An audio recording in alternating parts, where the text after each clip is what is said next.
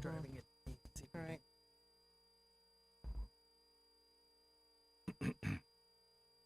Oh, remember this? Yeah, yeah.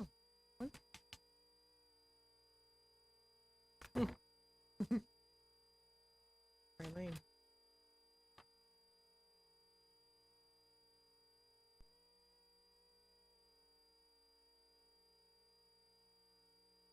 Oh, okay.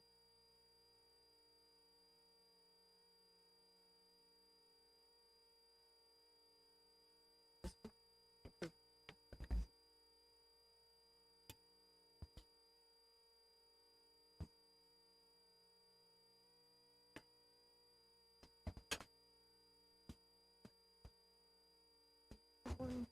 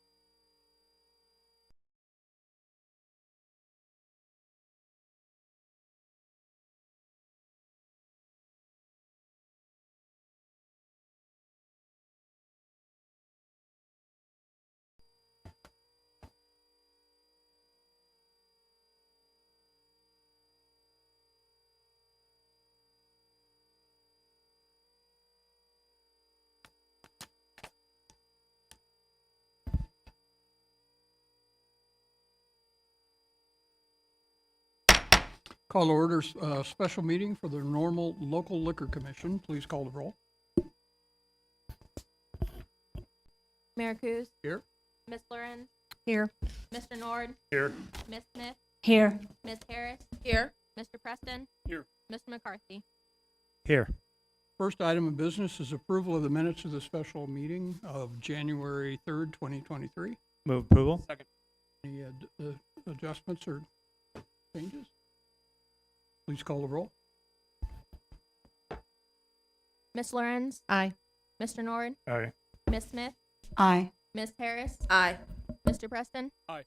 Mr. McCarthy, Aye. Mayor Coos. Aye. The minutes are approved. Item 4 is a 2022-2023 liquor license application for Paya 2 LLC, Paya 2 LLC, doing business as Pizza Paya Uptown at 107 Buford Street in Normal. Move approval. Second. This is for a Class D liquor license, all liquor on premises consumption. Discussion on this item. Please call the roll. Mr. Nord, Aye. Ms. Smith, Aye. Ms. Harris, Aye. Mr. Preston. Aye. Mr. McCarthy, Aye. Ms. Lorenz, Aye. Mayor Kus. Aye. That license is approved. Next license is a 2022-23 liquor license application for JS Quick Liquor Incorporated, doing business as Budget Liquor at 200 South Linden Street in Normal. And this is for a Class A liquor license, all liquor off-premises consumption and package. Second. Discussion on this item. Please call the roll. Ms. Smith, Aye. Ms. Harris, Aye. Mr. Preston. Aye. Mr. McCarthy, Aye. Ms. Lorenz, Aye.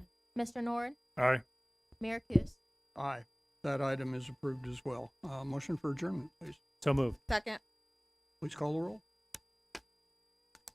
Ms. Harris, Aye. Mr. Preston. Aye. Mr. McCarthy, Aye.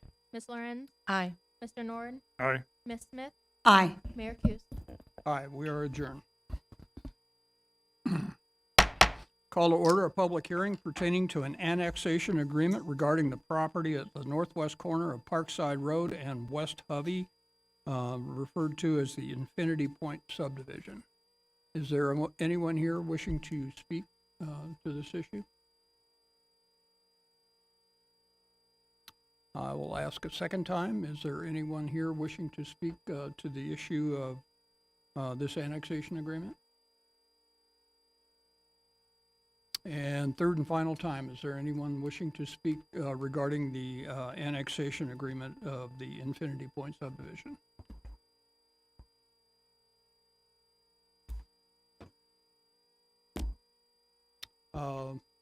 Motion for adjournment, please. So moved. Second. Please call the roll. Ms. Lorenz, Aye. Mr. Nord, Aye. Ms. Smith, Aye. Ms. Harris, Aye. Mr. Preston. Aye. Mr. McCarthy, Aye. Mayor Kus. Aye. The public hearing is adjourned, and we're going to have to wait about 4 minutes till 7 o'clock to start the regular council.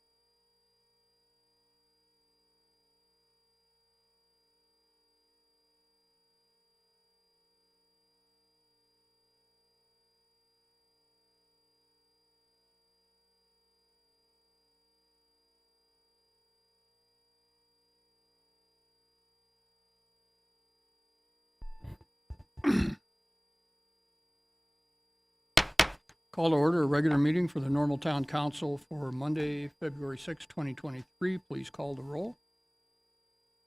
Mayor Kus, Here. Miss Lorenz, Here. Mr. Nord, Here. Miss Smith, Here. Miss Harris, Here. Mr. Preston. Here. Mr. McCarthy. Here. We'll begin with the Pledge of Allegiance. Pledge allegiance to the flag of the United States of America, and to the republic for which it stands, one nation, under God, indivisible, with liberty and justice.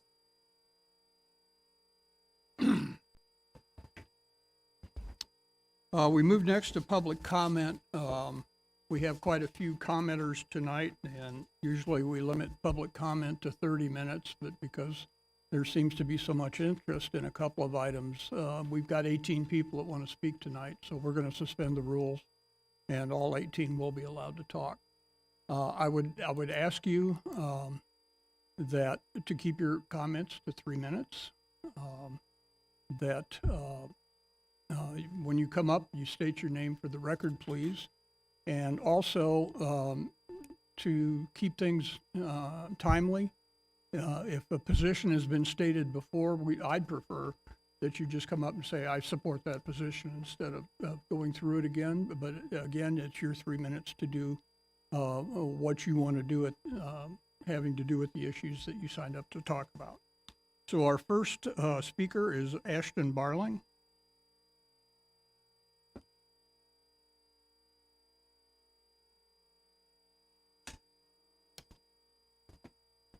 Hi, Ashton Barling, here to talk about the Infinity Point subdivision. Thanks for the opportunity to speak tonight. I felt compelled to come here tonight to share a few thoughts I've had over the last few months as we've gone through this process and seen the new development. First of all, it's great for the town. There's a lot of great things happening in town, and I don't think anybody in our neighborhood is opposed per se to the new development. It's just been a few things. So first concern is regarding the density and the impact on the area. The schools, the roads, the traffic, the safety of our kids crossing the street to school. There have been 2 accidents of pedestrians getting hit by cars in the last year. And with my small children having to cross a busy street to school and knowing that, it's a serious concern of mine. With Rivian, there's a lot of, and all the new businesses on the west side of town, there's a lot more traffic going out there.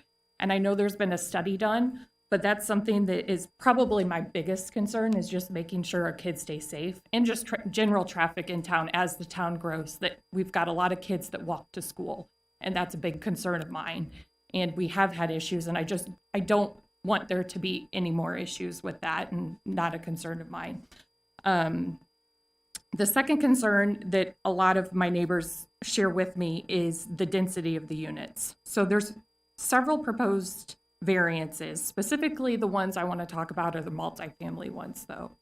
We're not sure, or haven't been able to do the numbers because we're not the experts on what these variances allow in the difference of units. So going 3 stories, or that's one of them. And then there's another one of, I don't remember. But the difference in 2 units per the 12 parcels versus the difference in 10 units per parcel makes a difference. You're talking 60 versus 24. So, I mean, any little bit just would be nice to know. This process has been frustrating. We went through the planning commission meeting and everything seemed very jammed in, and public comment wasn't gotten until after the fact. I will say, though, the town staff and Krishna have been great to work with once the ball got rolling. But as we are looking at more infill developments, I think there's a lot of room for process of improvements of getting the neighborhood feedback. And I think a lot of the housing study, we've got housing shortage. There's no doubt about it. I think we've had it since I started, when we bought our house in 2014 or 15.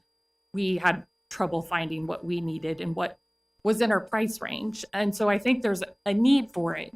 But with that said, we're looking at different types of properties, but we're also, a lot of what's been in the news so far and what's in the housing study, there's a big focus on what's big in metropolitan areas, Chicago. Ms. Barling, I'm going to ask you to wrap it up. Okay, In case you're growing running out of areas. time. I just want us to remember that this is normal, and the reason a lot of people like living here is because it is that small town atmosphere. We have all the amenities and great things and a great school, but we need to remember that this is normal, this is not Chicago, and we don't want it to be Chicago, so that's just something I want to keep in mind and would propose. But I do want to thank you guys for your time. Our next speaker is John Croft.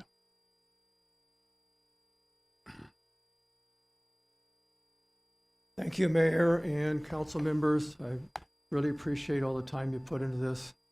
Nobody else knows how much it is, but it isn't easy to make tough decisions. I'm here for you tonight to raise some thoughts, hopefully. I would ask you to think about more than just the taxes that you may receive from, a cannabis facility being added to the community.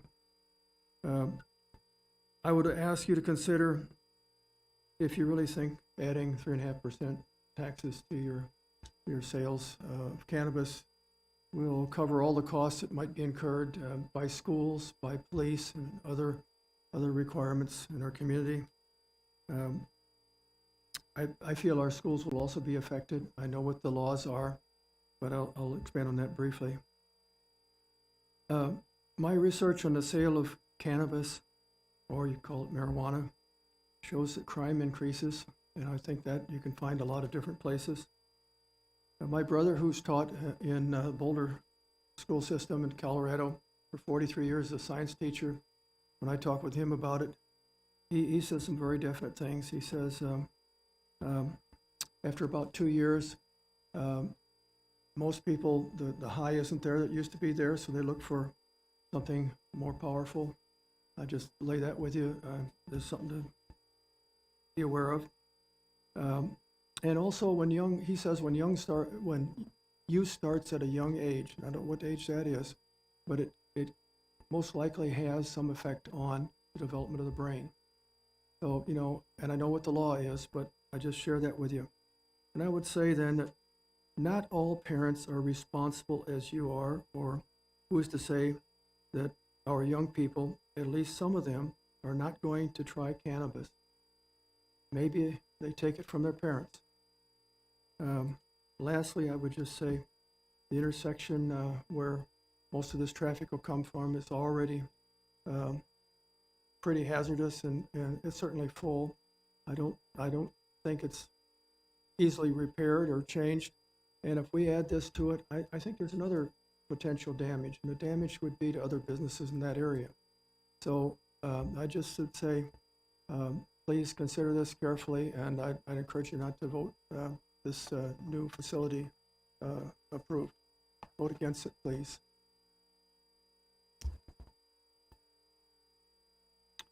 Next speaker is Sue Kelly.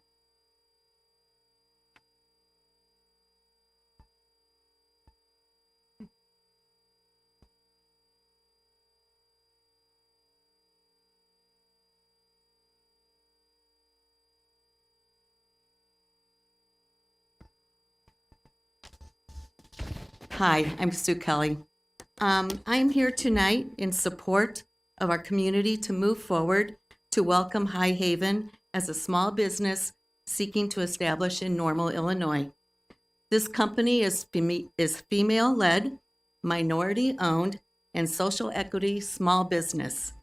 Their journey began in 2019, and finally in 2022, they were granted to pursue an adult use dispensary license. These Salamaji and her team are very educated, hardworking, intelligent individuals in healthcare and law.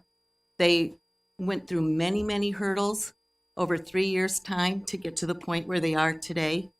And their persistence is our win.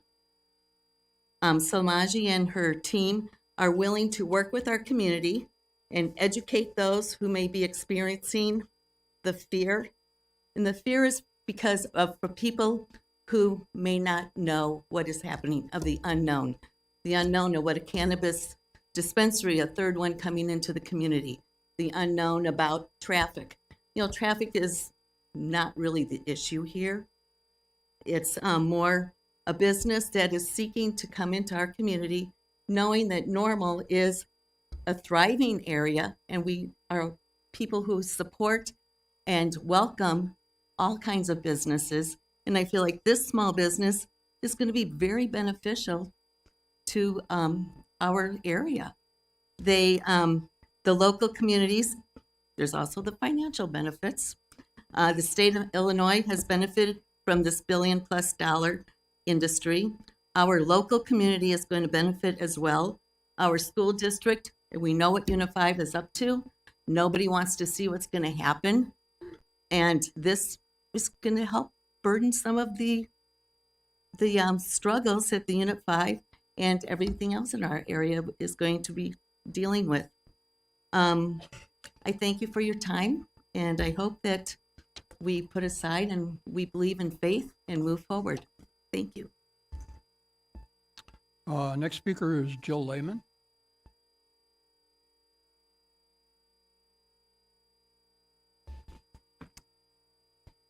Thank you, council members, for your service to our community and your wise counsel for best practices in the town of Normal. We really do appreciate you. I was at the zoning meeting in January. As stated there, I was born and raised here, and besides 2 years of living in a different state, this is home. My husband and I have and are raising 4 young adults here, ages 23 to 15. 3 of the 4 have worked at 2 different restaurants in the area that we are talking about High Haven coming into. An excerpt from a WGLT report from a Normal council meeting on November 18th, 2019 states, any of the 6 types of cannabis businesses, and it lists those, will be allowed. The zoning restrictions will require all cannabis-related businesses to receive special use permits, which would need to be approved by the council. Cannabis businesses would not be permitted within 100 feet of daycares, churches, or schools, or within 200 feet of single-family residential areas. Additionally, no cannabis businesses would be allowed in Uptown Normal, near mobile home parks, or on Main Street between Gregory and Division Street to limit access near Illinois State University. Still quoting from that article, in September, state officials included areas around ISU as among the 683 census tracts hit hard by the war on drugs.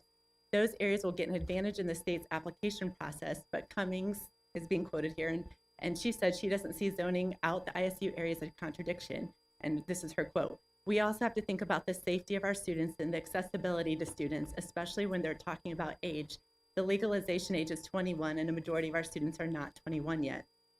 And the reason I read that is to the point, for you guys, to the point of that article is at the meeting on November 18th, 2019, the area where High Haven is proposing business is like that of the ISU campus, and that a lot of young workers, mine were 16 when they started there, and that's very common, and families frequent this area. We are asking the Normal Town Council to please consider a different location for this type of business.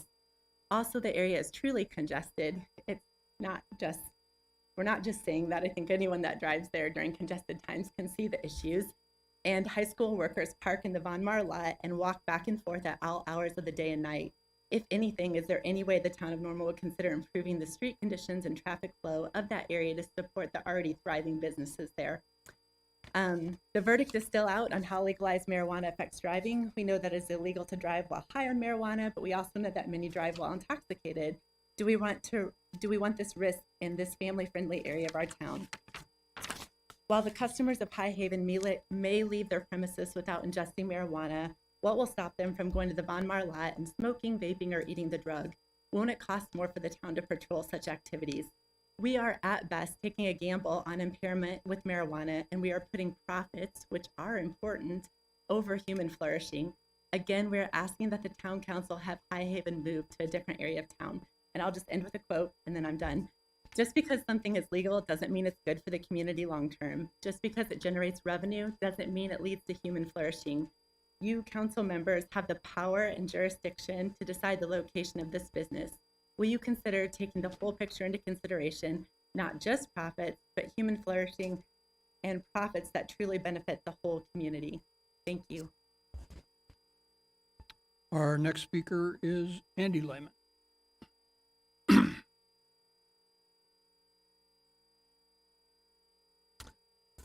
My name is Andy Lehman. I'm a Normal taxpayer. I've lived in Bloomington Normal 25 of the last 27 years, so this is our home. We're asking this council to please consider a different location for this proposed High Haven cannabis business due to the worsening congestion of traffic and its potential harm to children and youth. As was just mentioned regarding the council meeting, cannabis businesses would not be permitted within 100 feet of daycares, churches, or schools, or 200 feet of single-family residences. That zoning restriction exists to help protect young children. That's part of it. Those same children that are present in daycare, schools, and single-family homes are the same children coming through Chick-fil-A, Pancake House, and others. I contacted Chick-fil-A, and there are an estimated 1,700 to 2,700 youth under the age of 18 coming through Chick-fil-A every week. 1,700 to 2,700.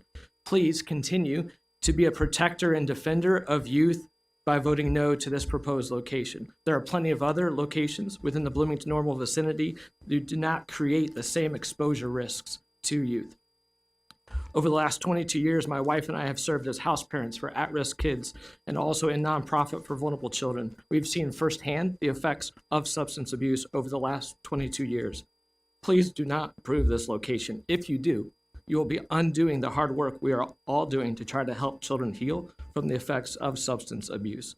This vicinity is already highly congested with both foot and car traffic. The proposed weed business would have a substantial negative impact on the health, safety, and convenience of this land. This weed business would be extremely close proximity of youth and will increase the likelihood of underage weed consumers who will then be operating a motor vehicle under the influence.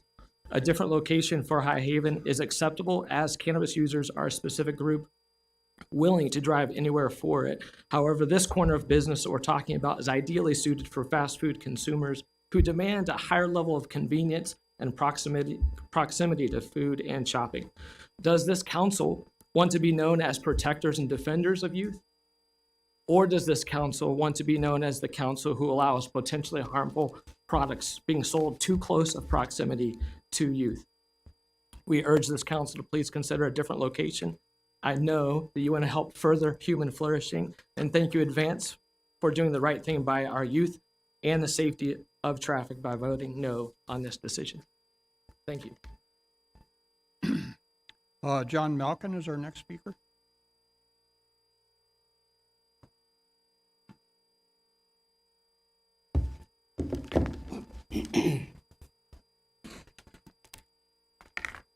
Good evening, Mayor Coos. It's good to be in your company again, sir.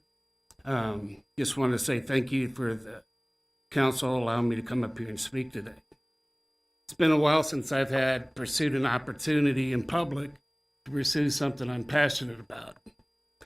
I'm a cannabis card holder, have been since it was legalized for the medical side.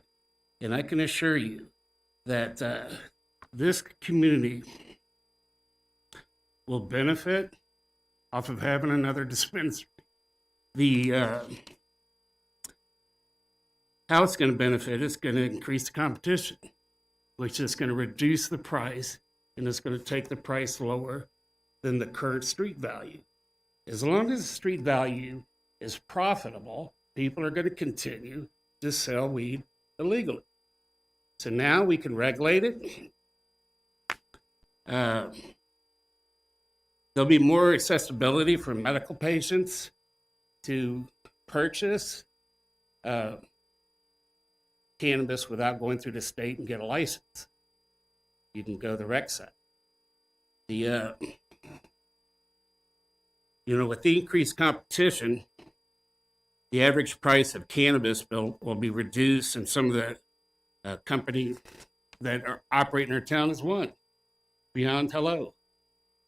It's one company that controls the entire market. When Green Solution opened, the ounce was $400+. So what that did is cause people to go to the streets and give the dealer that money. That was cheaper than what a cannabis card holder could buy it back in the day. Now, with additional competition, the prices are slowly coming down. According to the Oxford Treatment Center, last year, 2022, an ounce in Illinois in the street is still $354. Now, prices are coming down, but it's not enough. More competition in this town will bring the price down. I wish I had a demonstration of how small an ounce looks like, and it lasts a long time. So not only will the price be reduced, rezoning will have a future job growth. Higher Haven will add job opportunities and even education. Heartland Community College has mentioned a cannabis program. I have researched what it takes to open a dispensary in the state of Illinois. And I assure you that everything is covered. The mistakes other states have made is covered. Every employee will have licenses. There'll be security on site, and the operation is as smooth as council meeting is when you walk into a dispensary. Mr. Malkin, I'm going to ask you to summarize and Yes, close sir. out. So in conclusion, rezoning will have a positive impact and the benefit of the community. And by the research that I've done, dispensaries are working. They are working. Thank you. Next speaker is Amy Masters.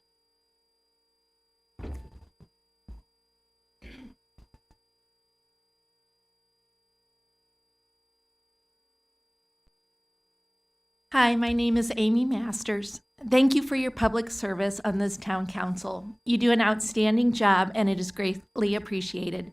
This is a beautiful, successful community with much to offer thanks to you. Aren't special use permits granted to maintain safe and desirable living, working, and shopping environments, as well as safety, morals, comfort, or welfare of its people? Also, a granted special use permit must not be detrimental to the enjoyment of other property in the immediate area. Is Mandarin Garden possibly the hottest open retail location in all of Bloomington Normal? There are rarely vacant spaces available in that competitive shopping area. I do not believe it will be difficult to find several other businesses willing to open in that location. Are cannabis facilities not to be located near schools or residential areas? This implies to me that families, children, and college students are not to be targeted as customers. This is the top demographic frequenting this corner of town. The nearby Beyond Hello is on a frontage road and not as easy to access. Are we going to start selling marijuana at the mall? There are only a handful of actual clothing shops left in Bloomington Normal. They are all located within easy walking distance and share the same parking area as do many popular restaurants. Accessibility brings approval, and approval brings increased usage. I understand that marijuana is legal in Illinois. However, isn't there a reason why it requires a special use permit? It is very controversial. I assume it was legalized under the guise that it will not be available on every street corner, and certainly not the busiest corner in our town. People interested in this product will search it out. Does it need to be located and therefore marketed in a manner consistent with recruiting new users? I cannot think of a higher profile location in all of McLean County. Isn't the purpose of this town council to enable citizens to live safe and healthy lives? Hasn't our community chosen each of you to uphold these values? You set the standards for this town. What do you want to occur on your watch? The southwest corner of Veterans and College is probably one of the busiest and most attractive areas in Bloomington Normal, with Mandarin Garden located in the hub.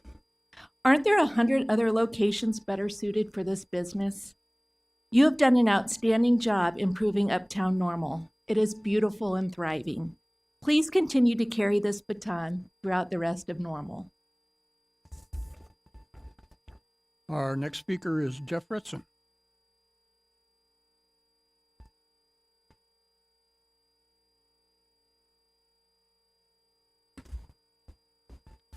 Thank you. I just wanted to highlight a few things from the email that I sent you earlier that I trust you've all read. This location that's being considered is about a half a mile from another dispensary within the community.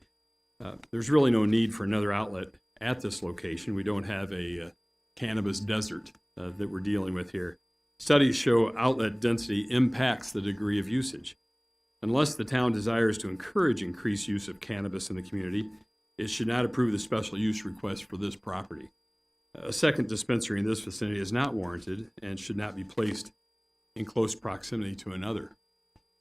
Another point I wanted to highlight is that there are 2 grade schools located in the corridor, which are beyond code requirements, but who can really say what distance is sufficient? A 2022 Oregon study of 8th and 11th graders revealed the presence of advertising and/or a retailer within a mile from school were associated with cannabis use and perceived harm. Please note where the town prohibits the location of a dispensary: in the environs of the Illinois State University campus. Shouldn't we extend the same protection to our younger population? Also referred to earlier by one of the other speakers, there are serious mental and physical health impacts of cannabis use, along with public safety concerns. The federal government continues to restrict cannabis for good reason. Brain development is impeded in younger people by its use, particularly among the 21 to 25-year-olds who can legally purchase at a dispensary. Brain development isn't complete until around age 25. The THC level in products both to be inhaled or ingested is exponentially higher than ever. Experts recommend one not drive a motorized vehicle until 6 to 10 hours after consumption. In the state of Washington, an early entry among the rogue states that have legalized recreational cannabis use, more traffic deaths now occur as a result from drug-impaired than alcohol-impaired driving. Allowing the location of a cannabis dispensary in the proposed prime location will promote its use at the expense of the health, safety, and welfare of our community. And finally, something that is really dear to my heart, because I worked with a lot of the people in the local prevention community over the years when I was on the council. I asked, why would the council take an action in opposition to the efforts of the local prevention community? I know that's not what approval necessarily means, but there are many dedicated professionals in Bloomington Normal that have been actively engaged in building awareness of marijuana use among our youth and developing strategies to diminish it. A lot of people aren't aware of that. Over the past 15 years, over $3 million in grant money has been invested in these efforts, including Strategic Prevention Framework and Drug-Free Communities grants. There's a highly competitive environment for grants such as these, and the dedicated prevention workers across several agencies and institutions locally are to be commended for their efforts. They also should be supported by local government, instead of having their work offset by allowing highly productive, contributing property to be used for the sale of a controlled substance with high potential for abuse. To close, I ask that you be the conscience of our community. Town code makes provision for location of cannabis dispensaries as a special use elsewhere in the community, throughout the community. 106 Mall Drive is not the place for the location of a cannabis dispensary. I implore you to deny the request and save this property for a more productive use. Thank you. Our next speaker is Jason Damkeeler. Stars on almost getting that thing right. Good job. My wife, we've been married 28 years, and she's still trying to learn how to spell it. So good job. Did I get it right? No, you were close. Damkeeler, but that's all right. Damkeeler, Damkeeler. There's a reason I asked. When I order pizza, it's Smith, so that's what we do. Hey, thank you as well. If it looks like I'm reading notes, it's because I'm reading notes, because I want to stay to the 3 minutes. Thank you for letting us be here. This is a tough job that you have. We realize that. I've been Jason Damkeeler. I've been in this town for most of my life. ISU, U-High, Metcalf, one of those guys. My grandpa has a name on one of the buildings at ISU, so I've been around for quite a while. Work at a major insurance company in Bloomington, Illinois, and I also pastor a church just down the road from here, 18 years there, Journey Church, now located on College Avenue. And for 12 years before that, my wife and I worked with students at ISU as campus pastors. So we love this community, and we're glad to be here. So in the next 3 minutes, I just really want to hit two things concerning the issues at hand. One is the impact that marijuana has on young people. And I feel like some of my colleagues, predecessors here made some good points, but I think it's good to have that on the public record because we need to know the impact of the products we bring into town. Secondly, very quickly, how those impacts give us a collective responsibility as a community to locate those businesses that bring those products into our community wisely. And so impact, first point, I'm a pastor, right? Here, just a few that I think High Haven's product would be selling. I pulled a few quotes from WebMD. There's an article, a doctor-written article on WebMD. I thought something that we can all see as a salient source. This is a direct quote. Beyond the euphoric effect, usage of marijuana often leaves users anxious, afraid, panicked, or paranoid. It may raise chances for clinical depression or worsen the symptoms of any mental disorders you already have. Scientists aren't yet sure exactly why. Again, from WebMD, while celebrated as non-addicting, that simply isn't true. About 1 in 10 people who use marijuana will become addicted. That means you can't stop using it even if it harms your relationships, education, job, health, and other. That number jumps to 1 in 6 addictions if you use pot in your teens, and as high as 1 in 2 among those who use it every day, which are many. Is it legal? Yes. But is it safe? No, it's just not safe. And I think that should be a matter of public record. So that's the impact. Second thing was just the responsibility. So given those huge risks that are real, it's not political, it's just real. This is real stuff. What is our collective responsibility as a community, and what is your collective responsibility as leaders to locate these businesses if we do choose to have them in our town wisely? You're all aware that High Haven is about a 2 to 3 minute drive straight down College Avenue from ISU, which is the home of 20,000 students, 20,000 18 to 23-ish year old students. My brother was on the 7-year plan, so he upped the curve a little bit. I want to be honest with you right now. If this were my business, I'm glad it's not, I will say that. But if it were my business, I would absolutely choose this location. It's perfect. It's got it will draw literally thousands of customers from Illinois State University every year. It will be very lucrative, very profitable. I don't have any problem with that as far as a business decision. But I believe that while wise businesses locate near profitable customers, wise towns and wise town leaders consider the impact of the product that is being located near those targeted customers and take responsibility for it. It's the very reason, think about this, it's the very reason we don't sell fireworks. Mr. Don Kaler, I'm going to ask you to wrap it up. Yes, sir. The reason we don't sell fireworks in the state of Illinois is because our state legislators have said the potential impact of this product is too dangerous to allow within our borders, regardless of products.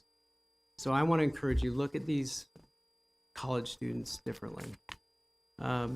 20,000 18 to 22-year-old kids whose parents have trusted them in the hands of this community for the most formative years of their life. What is our responsibility to that? I'll close it with this. While I would personally say that this is an irresponsible product to have in our community, and you can read it out on the literature yourself, and we can't stop these from getting in the hands of kids that they will damage most, I think we could at least push out the borders a little bit farther. And I ask you this question, what would you want for your kids? Thanks, guys. I appreciate it. Thanks for the work you do. Our next speaker is Gabe Judd.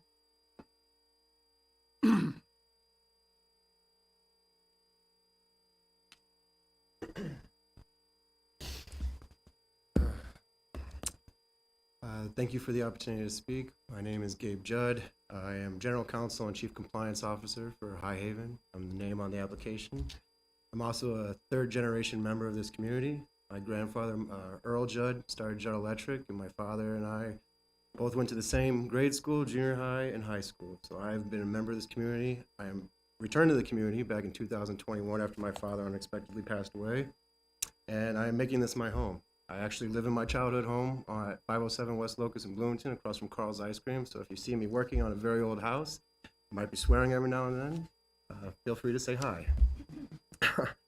I want to thank everyone who's speaking today, even those who are in opposition to our application. I appreciate that everyone has strong feelings about this, and everyone has the right to their own opinions and fears, but they don't have the right to their own facts. And the facts are that this community, this city council, approved adult recreational cannabis. And you were probably all informed on all the concerns and facts that went along with that when the city council voted 6-1 in favor of it. The state reviewed this. Every community reviews these concerns before they approve or opt out of cannabis. We have complied with every state law and regulation in order to obtain our conditional use license. I would like to also mention, I've heard today numerous people say, why don't we just pick another location? We worked for months with the town of Normal to find a location that complied with all of your zoning requirements, that complied with what we would need for a special use permit.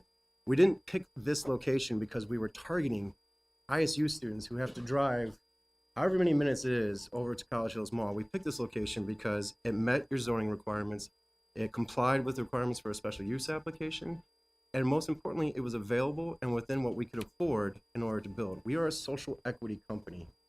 We are not a multi-state operator. We are not Beyond Hello, which is the retail arm of Jushi, which is a $300 million cap company, which has a monopoly on this community and charges 30% more for the same products that you can go to buy in Peoria or Champaign-Urbana. We're doing everything we can to work with this community to make sure that what we do is you have a partner in a new business in this area. And I think it's important to bring up that part of the special use application process is that we need to work with you to make sure that we address any fears or concerns that you have. And the one that I've heard the most, that aside from the moral concerns, is traffic and public safety. If any other business were to move into that location, you wouldn't have this conversation. You wouldn't have a partner to address those concerns. And with us, you do. We've amended our application to make a one-way entrance and exit from the property, and we'd even consider moving that entrance further away from the intersection, whatever it needs to be done so we can address those concerns, so we can address the traffic. But what we can't do is wait for the people who are speaking here today who don't want us to come in to find a property that's suitable for them, because there's an expiration date on these licenses. March 19th, we have to have a property solidified, zoning approval, or we risk losing these licenses. We don't have the luxury of an infinite timeline or capital to push this project off any further. So I ask you, if there's anything that you need or anything that you would want from us, we're willing to work with you. But the truth of the matter is that if our application gets denied, the next party to come in there can be a bar or a gaming facility or a restaurant, and they won't go through this process. And they won't be required to work with you to address the traffic concerns that will exist whether or not we get our application approved. And I just want to thank you for your time, your consideration. Thank you very much. Our next speaker is, if I say it correctly, Majid Sulamanji. Close. Okay. Very well. Thank you.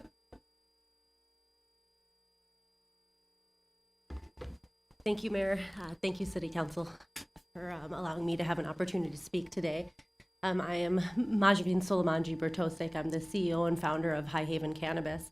I'm a female minority leader of our company and a social equity applicant here in the state of Illinois that was awarded licenses after a long battle, as you may have heard from somebody previously speaking.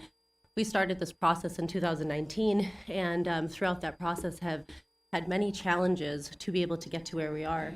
We ourselves did not particularly choose Bloomington or Normal as a license set that we were actively pursuing. It was picked by the state by a lottery of where we end up having to choose our location. So some of it is also based on really where can we choose our locations. Really for us, it's been this long wait, and we really are a company that has the acumen of knowing how to operate these businesses in safe and in public safety with foremost authority for us. So, when we put this application in, we got 100% score per the state. That means it's an A+. We're an A+ facility. We put in an application that did not have deficiencies or did not come out of any failures per the state licensing process. So we've covered every single piece of it, and we believe strongly the application that we set forth for the city of Normal, we did the same thing here. We really tried to make sure that we could be as easy and amendable to work with as we possibly could be. We find that we really hope that the city of Normal here follows along with the city and the state of Illinois to really help us with the social equity initiative and to push our license forward and to allow us to operate here in Normal because we are social equity, and that is what the state mandate and the statutes do say currently. Really, one thing I wanted to address is the increase of congestion in that area. I understand that is one of the biggest concerns of this matter. And we want to make sure that, we're willing to go through any extra process to help support the public and to help support the community and any of the council members here to make sure that you feel assured. We're going to make sure that we are handling that property and that location exactly in the right way. If traffic is a concern, we'll address traffic for you. It is in our best interest to be a good neighbor and to be a good participant of our community. As my colleague earlier spoke, Gabe, he mentioned of his longstanding in this community. And we're proud to say that we have that here. We care about this community. I have another colleague that might speak later on, and she has a longstanding history of work in this community. We find ourselves to be the best possible operator for the city of Normal to come into, especially Mandarin Garden, because we have ties and we care about what we're doing in this community. We care strongly about the public safety and anything that has been brought up, whether it was at the zoning board or it was now. We've had a unanimous approval from the zoning board. We find that means that the location is suitable and that per the rules set out by Normal, that it approved by the zoning committee as a unanimous that this property would work per your own guidelines. So we're hoping that you can continue to support that and see why it would make sense to really help with the process to move it along a little bit quicker. I do want to mention and just reiterate that, sales are only there for 21 and over population. That is it. There's IDs checked multiple times in these facilities. We have a lot of security, things of that nature. Also want to mention that it's an essential business. As we all went through the horrible experience of the pandemic of these last several years, we noted that cannabis became an essential business. And at that time, it was very important. Ms. Solomanji, can you wrap up? Absolutely. It was very important at that time for essential businesses to be able to have some accessibility to the public, and we find that this location does that.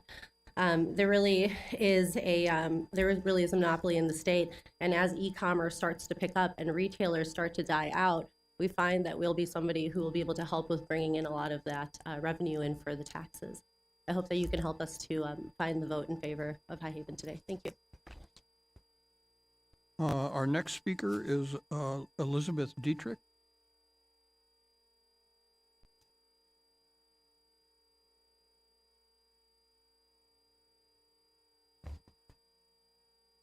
First, thank you, Council, for giving us the opportunity to speak. We really appreciate all of your time. My name is Elizabeth Dietrich. I am the Chief Administrative Officer for High Haven. Two of the things that fall under my department are training and human resources. One of the things that I've heard a lot of concern from the voices that you're hearing today is about safety of our community, and I'd really like to address that and let you all know what we do as a company to make sure that the safety of our customers, our neighbors, and our children is a top priority for us. So what sets High Haven apart? We actually started as an educational company. We provided a lot of educational training to a variety of people. So we were one of the few companies that was actually given a license to administer what's called the Responsible Vendor Training Program. If you look that up on the state website, that is a requirement for every single person that works in a dispensary. They have to take our course. And like I said, we are one of the few that not once but twice was approved to administer this program to our own bud tenders, but also to ones in other dispensaries. We are also one of the very few companies that are allowed to offer CEUs and CMEs to medical professionals on topics related to medical cannabis and the safety of administration. We do a lot of programming available to the community at large, including safe consumption of cannabis. I know that's a huge concern for everybody, so we would like to help educate how to do it properly and what are the rules around it, right? You can't take it and go in your car and utilize it right there. It has to go in the trunk. It has to be in a locked container. There's rules, and there's rules for a reason, and we like to make sure that everybody understands what those are. If anyone's wondering why am I even qualified to talk about any of this when it comes to education, I have an education degree from Illinois State University. I'm a Redbird. I loved my experience here, and to the point where I actually have the pleasure of sending my daughter here next year for deaf education, which is such a specialty, and I cannot wait for her to get started. We love this community, and I cannot wait to continue educating within it. One of the other departments that I deal with is human resources. It's a very big deal that our employees understand how safety is a top priority in not only this community, but every dispensary in the state. So we do a lot of training with our employees, and our HR program is extremely compliant, and we even have very rigorous hiring practices. Every employee must have a badge from the state. If they get in any sort of trouble, they're going to lose it. They're not allowed to work for us anymore. We have very strict rules when it comes to things like sale to minors is 1,000% not allowed. Diversion of cannabis, which means buying it and then sending it to somebody else outside of the dispensary, is not allowed. And employees who are caught doing this, that is an automatic termination. We don't stand for any of that. Minorities don't make it past the front door. Our security is extremely rigorous. We understand that safety is a huge concern, and we want to make sure that not only our customers, but the neighbors around us understand that that is a huge priority for us. And if there's anything that we can do to help educate them about what we're doing inside of our building, we are absolutely happy to do. Thank you so much for your time. Our next speaker is going to be Tom Kay, because I can't read your handwriting on the last one. Tom, I apologize. Tom Korn. Where are you, Tom? Oh. See, if you just raised your hand, I know who you were.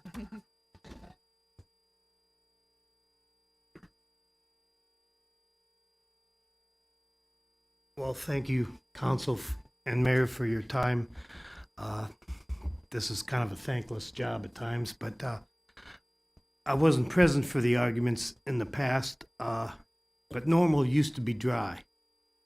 And I imagine when they were debating about getting liquor in here, there were some of the same arguments. I don't know if the moral arguments were couched in terms of traffic, but there were probably a lot of moral arguments against getting liquor into the town of Normal. The town of Normal used to be the only full-time fire department with a dirt floor for their apparatus floor, right across the tracks where the Dillon stables were. Now that the revenue from the alcohols flowed in, that fire station on Main Street is quite a showcase. It's really beautiful, nice. Congratulations on that. I'd like to throw former Councilman Fritzen's argument about location back at him. When the on-campus students leave campus, unless they're walking north, they walk past the liquor store. The liquor stores are right on the border of the campus. If we're concerned about protecting young people, I wonder why those are so close. But then again, that's where the demand is.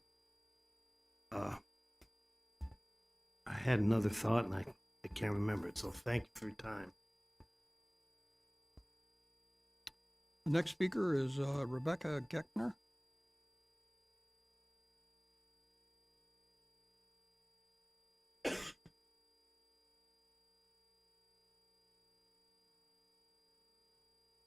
Thank you. I am Rebecca Geckner, and I am a 45-year resident of Sheringham, which is a patch right next door to the proposed Infinity Point.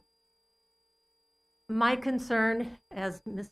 Ashton has represented, is safety and density. The density of the area includes a substantial amount of multifamily apartments. These apartments are located, yes, on the extremity of the subdivision, but a large number of those lots that are serviced by the town of Normal are only accessible by going through the residential single-family home areas. The packet that you received prior to this meeting includes a plan for the development, that is not the latest version of what was presented to the residents of that area.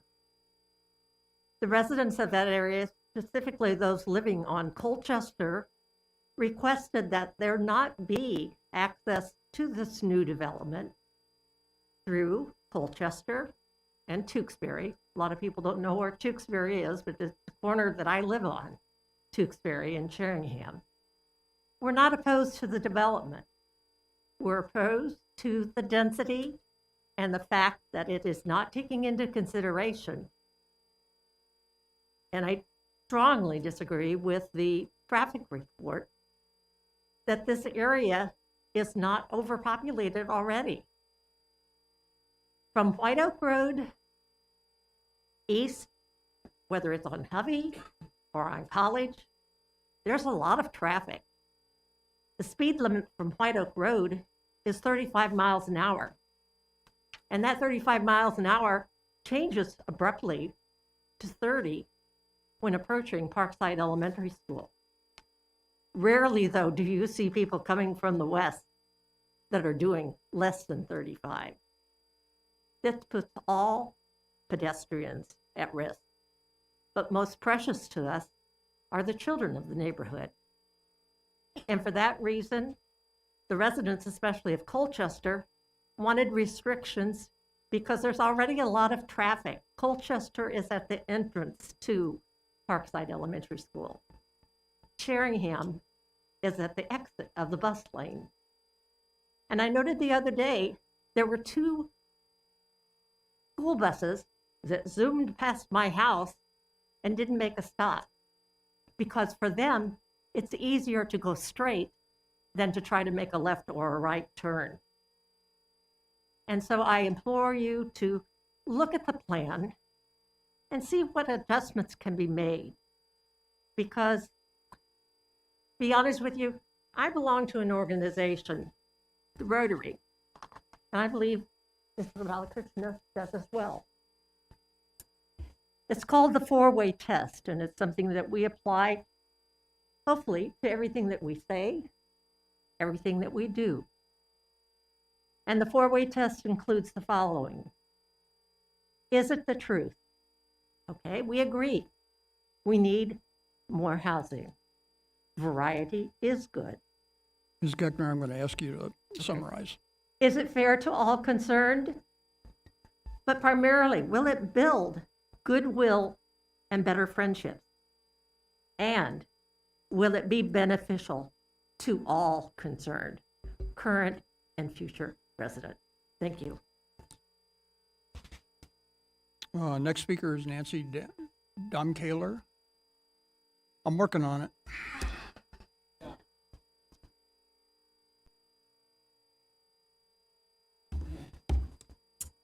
Good evening. I don't want to take up a lot of time because you said don't repeat, so I won't go over all the statistics, but I wanted you guys to know that I stand with many who spoke tonight about the harms of this location and putting this dispensary in this location.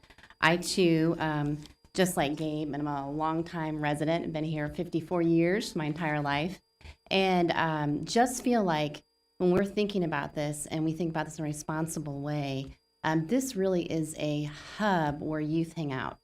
I have many, many kids in my youth program that hang out there at Chick-fil-A. They walk across the street, go to Target.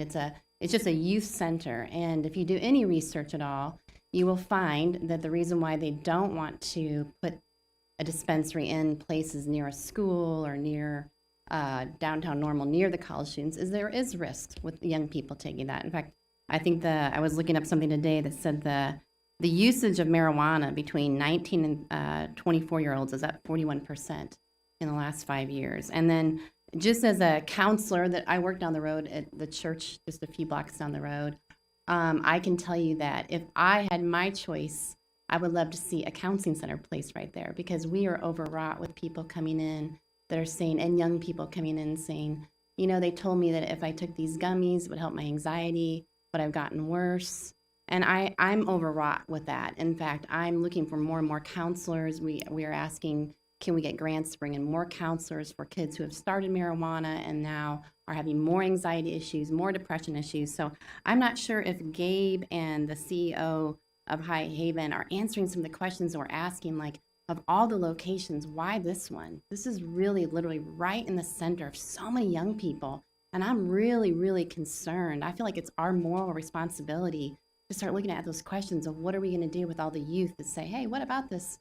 What about this place? And I know as college pastors, we worked on the campus for many, many years. We saw many, many young people who went in and, like someone testified, with the bars and all that being around, even though it says you have to be a certain age to drink, we know on ISU's campus that doesn't stop people from drinking. And so I'm not sure that this age restriction is going to stop a lot of young people from being introduced prematurely. So I'm just asking, can we pick a different location? I think this location is going to have irreparable damage to young people. And like I said, I'm going to put that out there. If we could bring a mental health facility and put it there, yay, council. That's what I'm looking for. So thank you. Next speaker is Kim Williamson.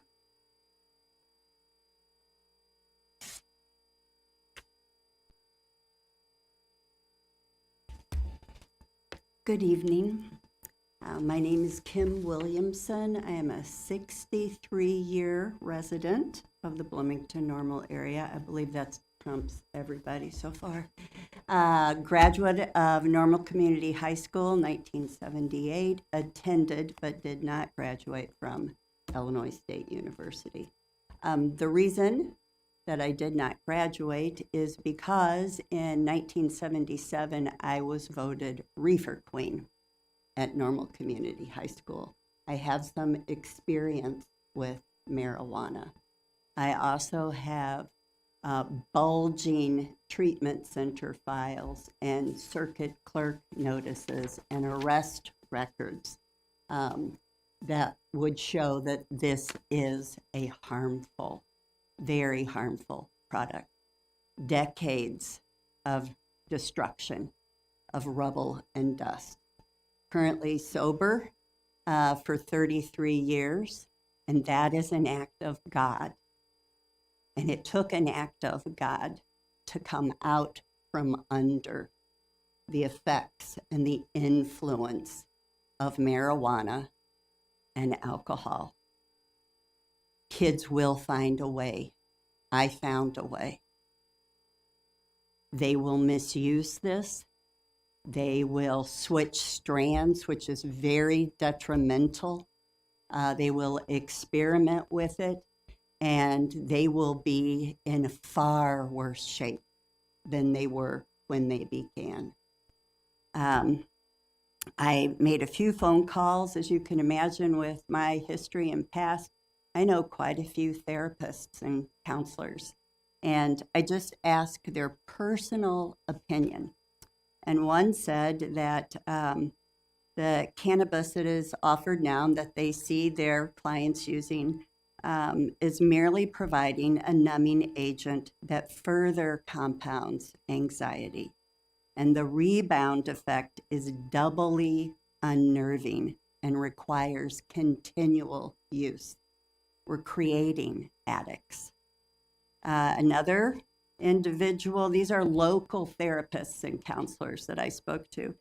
It can be used medicinally in very specific circumstances for physical medical conditions. My understanding is that this facility intends to be both recreational and medicinal. We have no need for a recreational facility. Let's see, the last individual that I spoke to said, I have seen it have zero worth in helping with mental health. Zero worth. You know, I do not want to be remembered for those bulging treatment center files or those arrest records. I want to be remembered as an individual who did hard things, and this is one of them. And I'm asking you to be an individual and a group that will do hard things for the benefit of others. How do you want to be remembered? Would you please look past today's council meeting and the current tax needs that we have and look to the future of our community and the future and of the generations that are coming behind us? Thank you. Next speaker is Jeremy Masters.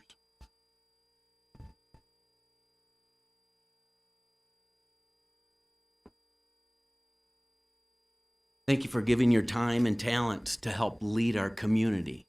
I've been in this community for over 30 years. I did graduate from Illinois State University. I'm a business leader, and as a business leader, one of the first things I think about every day is how am I going to keep the people that are following me safe? And you as business leaders have a similar task of how are you going to keep the people that are following you? You're setting the pace for our community. How are you going to keep the people that are following you safe? And it wasn't up to you of how the Illinois law got written, how marijuana became legalized. That ship has sailed. And you guys didn't have any choice in that. But the choice that you do have now as leaders of this community is how will that law affect the community that you're leading? How will you lead the people that are looking to you for leadership? How will you lead them? How will you protect them? And there's been a lot of points about the effects of marijuana and how it numbs the mind. This community is a community of education with not just Illinois State University, but Heartland College, Heartland Community College, and Illinois Wesleyan. This is a well-known community for its education. Do you want to lead our community in the dumbing down of our community? We're a community of very highly educated people, and this goes counterintuitive for what our community really stands for.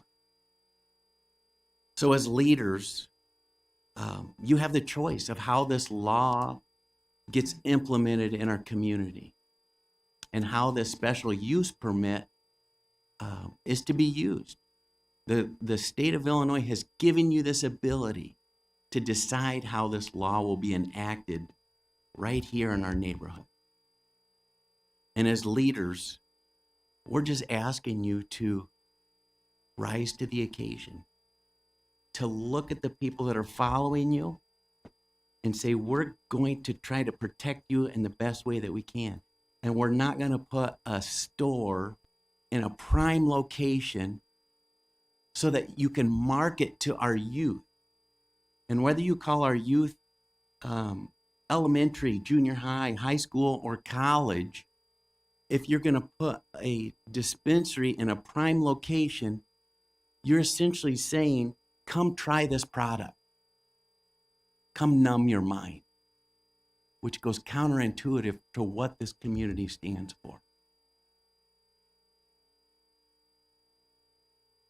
Ask yourself, does giving this store prime placement in our community help promote the health of our community? Or does it help promote the degradation of our community?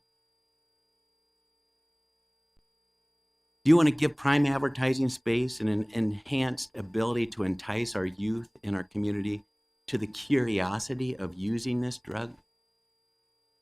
As a parent, it's my responsibility to inform and protect our children from dangerous things like guns or drugs, and this is a drug.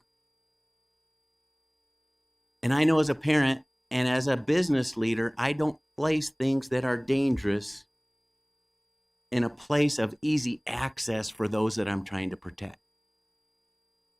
And I think as a community leader, you have to ask yourself, do I want to place this thing that is legal in easy access? Mr. Masters, I'm going to ask you to summarize.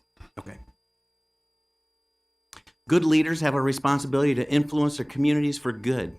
Is giving this drug one of the most prominent places in our community what's best for our community? Please protect our community by keeping this store out of a prime location and vote no to the special use permit for this proposed location. Thank you. And our last speaker of the evening is Dave Armstrong.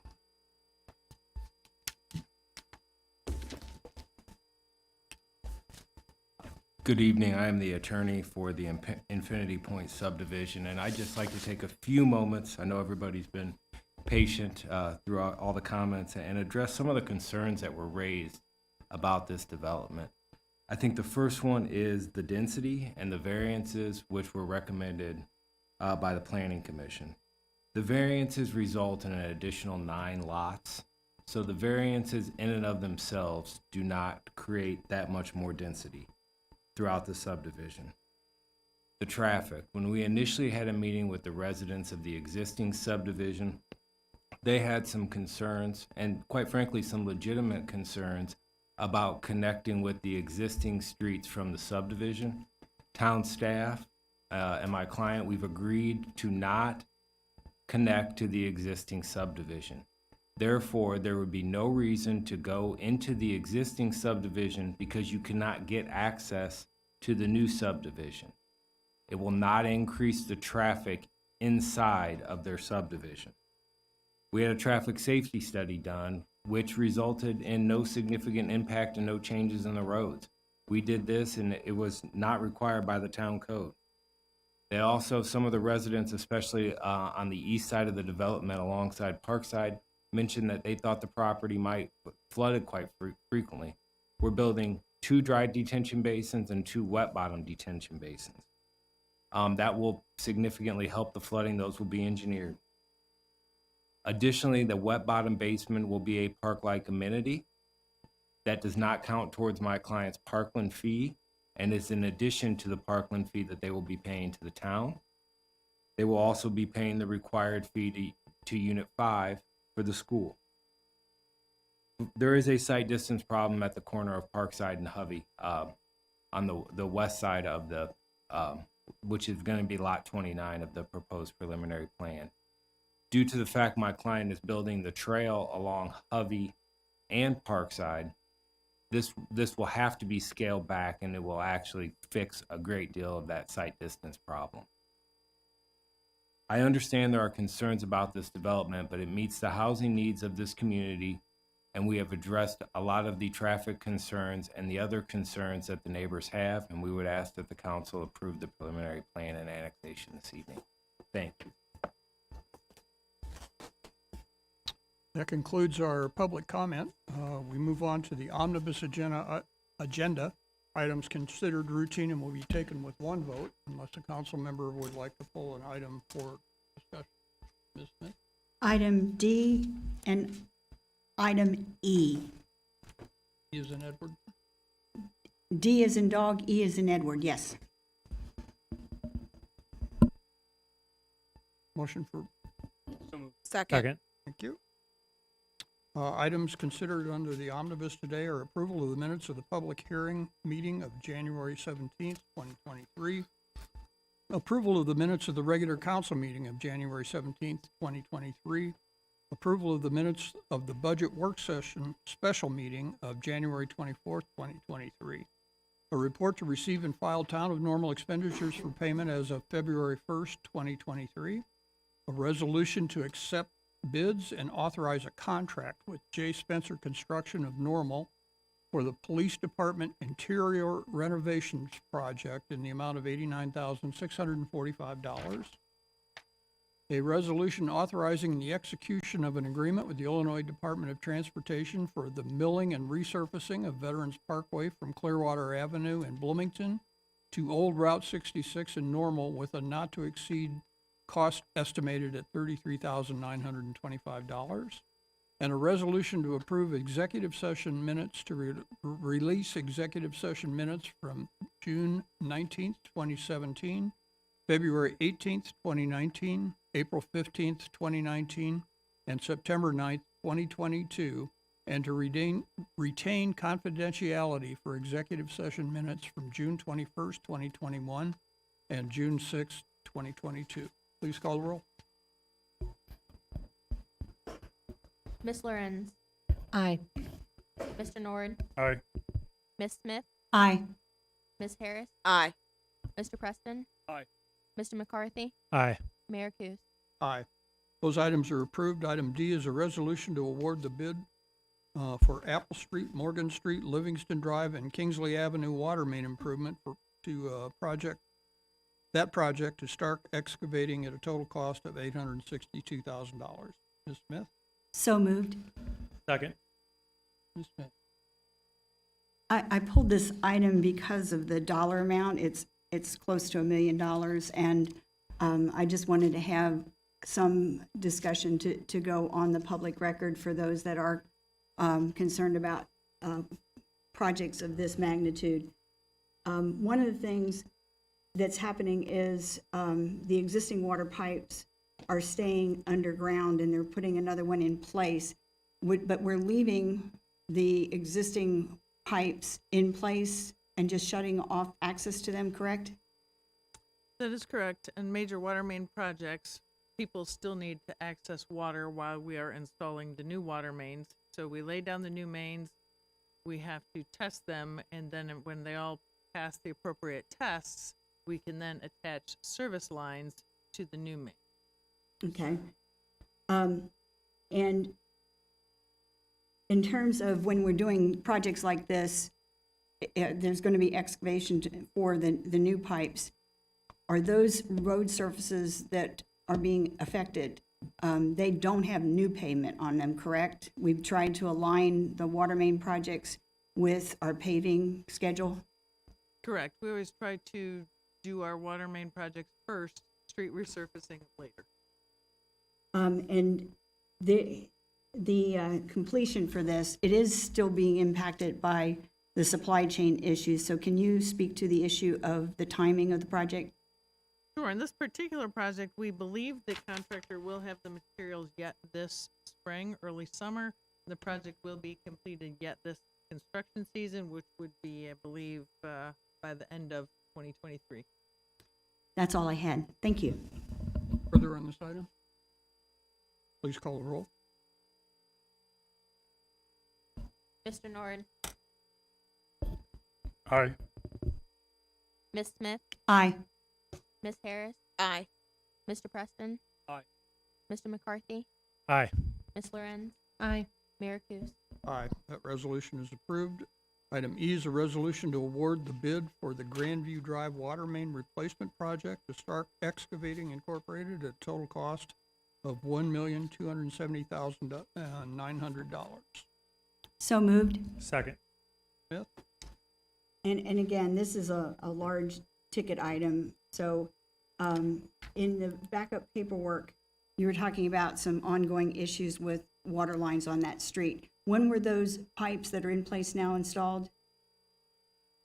I believe I'm thinking it was the 1960s and 70s.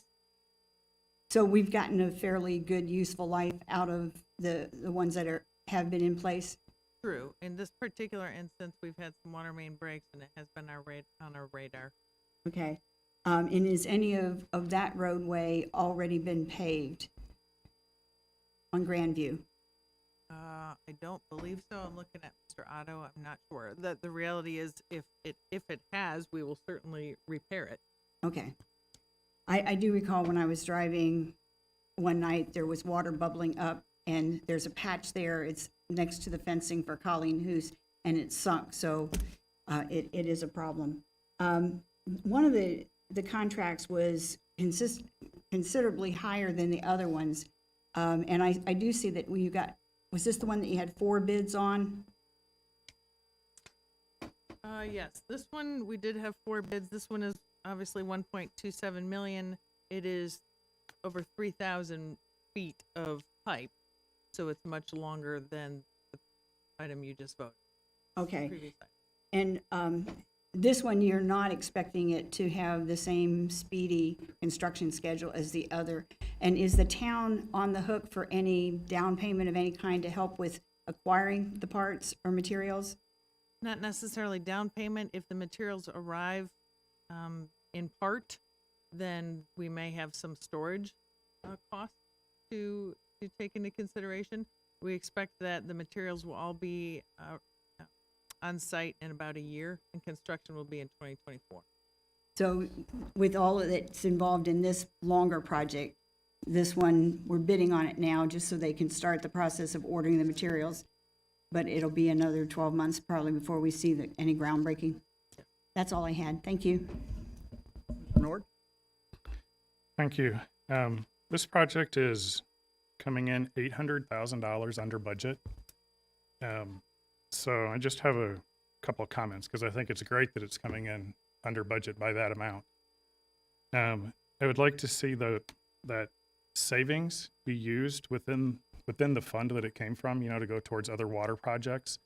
And for some water projects that didn't make our budget cut to be sped up, so we can use that money and fix some other problems in the town sooner. Thank you. Further on this item? Please call the roll. Ms. Smith? Aye. Ms. Harris? Aye. Mr. Preston? Aye. Mr. McCarthy? Aye. Ms. Lorenz? Aye. Mr. Nord? Aye. Mayor Kus? Aye. That item is approved. That concludes our omnibus. We move to general orders. First item is an ordinance approving a special use permit for a rooming house at 411 North School Street, having to do with the Zeta Tau Alpha sorority. So moved. Approval. Second. Is there discussion on this item? Please call the roll. Ms. Harris? Aye. Mr. Preston? Aye. Mr. McCarthy? Aye. Ms. Lorenz? Aye. Mr. Nord? Aye. Ms. Smith? Aye. Mayor Kus? Aye. The ordinance is approved. Item 8 is an ordinance granting a special use permit for adult use cannabis at 106 Mall Drive, having to do with the business High Haven. Move approval. Second. Discussion on this item. Ms. Harris, go right ahead. No, go ahead. Oh, I thought you were Well, I pointing. did, but I saw she, No, okay. Sure. I'll just introduce this before I turn it back over to the Mayor Kus. Just for council's awareness, I know you all are aware, but I'll just reiterate. This special use application before you tonight is the last step in the application process. In 2019, as indicated in the council report, council adopted a zoning code amendment to apply to adult use cannabis facilities. And we determined in that zoning code amendment the criteria for special uses. Basically, the purpose of the zoning code is to specifically identify under what circumstances is an adult use cannabis facility allowed. This application for the special use permit was filed for January zoning board review. Following the zoning board's January 19th meeting, this item now comes before you. So for the final decision, I just wanted to share that the zoning board meeting minutes have been in your packet. I've referred some folks to those meeting minutes so they can get the detailed conversation and information that was shared at the zoning board meeting. You've heard from a number of individuals this evening and in emails who've been very thoughtful in sharing their concerns. Staff has also prepared a very detailed council report for your information. Basically, our role as staff is to evaluate the application to determine if it fits the criteria that's defined in the zoning code. And under those criteria, make a recommendation to the zoning board and to you. And so staff's role this evening is simply sharing with council how we believe it does conform to zoning code regulations. Ultimately, it's your decision to make. Based on all the information that has been shared in writing, verbally, I don't know that staff has any additional information to offer, and certainly nothing new. We can be available to answer questions if council has any, but I'm just going to turn it back over to the mayor for council conversation. And having that, anyone want to start? Ms. Harris? Sure. Thank you, Mayor. I guess somebody wants to take first bite of the apple because I know everybody wants to speak. First of all, to everyone who spoke tonight, always love the community engagement and to hear everyone's voices and share your thoughts. And it takes a lot of courage, no matter where you are on an issue, whether it's this one or any other, to come before the council and speak. So I always commend people who put themselves in that position. To kind of move, I kind of did want to go first because I'm gonna just be honest. My thoughts, I don't know for sure anybody else. I probably will be the odd person out tonight, and everybody else will go a different way than me. But I want to share this from a thoughtful perspective so that you hear it from me. And first thing I want to be, and I normally don't comment, but a clarification about a quote. The idea with ISU is Metcalf and U High is on that location, is part of that location. So to me, that's also encompassing school spaces. So I want to clarify that, but aside from that, when we talk about this is kind of personal to me for a many of reasons, and probably different from others that might be sitting before us. These are one of those moral conversations that, as a political science major, I come from a thought point: how do we truly legislate morality? And it's difficult because everybody has a different perspective, because we come from different backgrounds and we have different perspectives in our situations, our life circumstances, whether it be due to our social economics, our education. So many things play into what we see as either acceptable or unacceptable in these spaces. While we do have to be mindful, and that's why there are policy around and rules regulating to give bumpers and guidelines and guardrails, where do we, when you get down to public policy and legislation, in true public policy and legislation, where do you stop? Because then when you start crossing lines, you open more doors to have to legislate everything and go further. And that's what makes it difficult, because if I legislate that today, then I have to legislate somebody else's other moral compass tomorrow. And that's where I always struggle with. And yes, we have guardrails in place to protect and be mindful, and we're doing it within the legal ramifications. I'm going to be very open and candid today. Yes, I know there's been a lot of medical stuff floating around, but I also come from a background who understands where medical said that because of the color of my skin, that I was never intellectually able to be even in this seat. So I take some of that stuff says sometimes. I hear it, I understand, I know. But I'm also mindful of, I don't want to play too much into that, because they use it, again, in a lot of moral senses. Moral on color, moral on socioeconomics, moral on a lot of things. Again, a lot of people have what they like, whether it's, and I don't like to try to compare alcohol versus drugs. I don't like to get into that either. But we all have those moral pieces and those things that either drive us one way or another, or make us have a decision or another. And so it gets difficult to want to get to that level to start to legislate.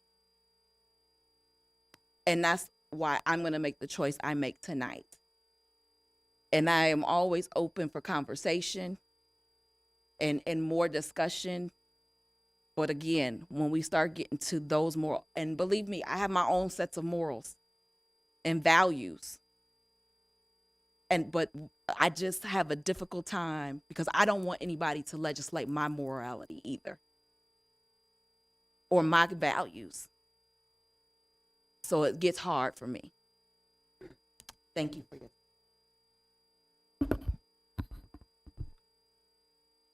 Ms. Smith?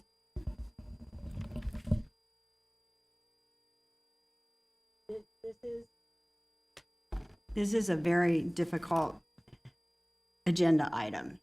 I don't believe it is worthwhile to legislate either alcohol or marijuana. We found through prohibition that alcohol was a failed experiment. And I witnessed in working with families who found themselves in the foster care system, that drugs most often were a large contributing factor in the reason these families were so troubled and found themselves pulled apart. But what was concerning to me when that happened is most frequently arrest was the solution instead of treatment. And a lot of it depended upon who you were and what money you had to get treatment versus finding yourself just facing the legal consequences for the drug that you had been found possessing. So I'm happy, honestly happy, that marijuana is legal. As I sat up here, I was tallying the votes, and my count comes down to no was the smallest number of speakers, followed by yes with a slight margin for okay, but not at this location. We're facing a lot of challenges in our community because we are experiencing some growth and expansion and new residents coming in, new housing needed, and it's putting a lot of pressure on people who remember a normal that is fast fading from their memory. We're fortunate that that site on the east side of town is a thriving retail area, and it boggles my mind in that a mere move from an enclosed mall to an open shopping experiment that was done several decades ago has worked. And you have a lot of our residents coming into that area. Traffic at that intersection is a problem. I know I only live about a mile from there, but that's not the issue with this store. But my fear is that if there would be a pedestrian accident, all of the vitriol that could be unleashed because it would be attributed to, you made this decision, this would never have happened if you hadn't made this decision. And I know that at Chick-fil-A, they have workers that have to report between 5:30 and 6 a.m. and they don't go home till after 10 o'clock at night if they've got the second shift.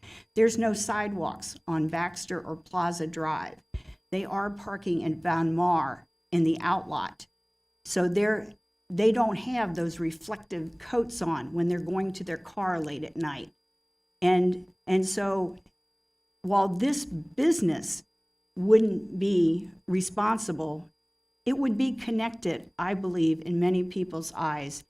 And I understand the struggle to try to meet the deadline with your license, but I think an overwhelming consensus is just not at this location. That's all I've got. Ms. Lorenz?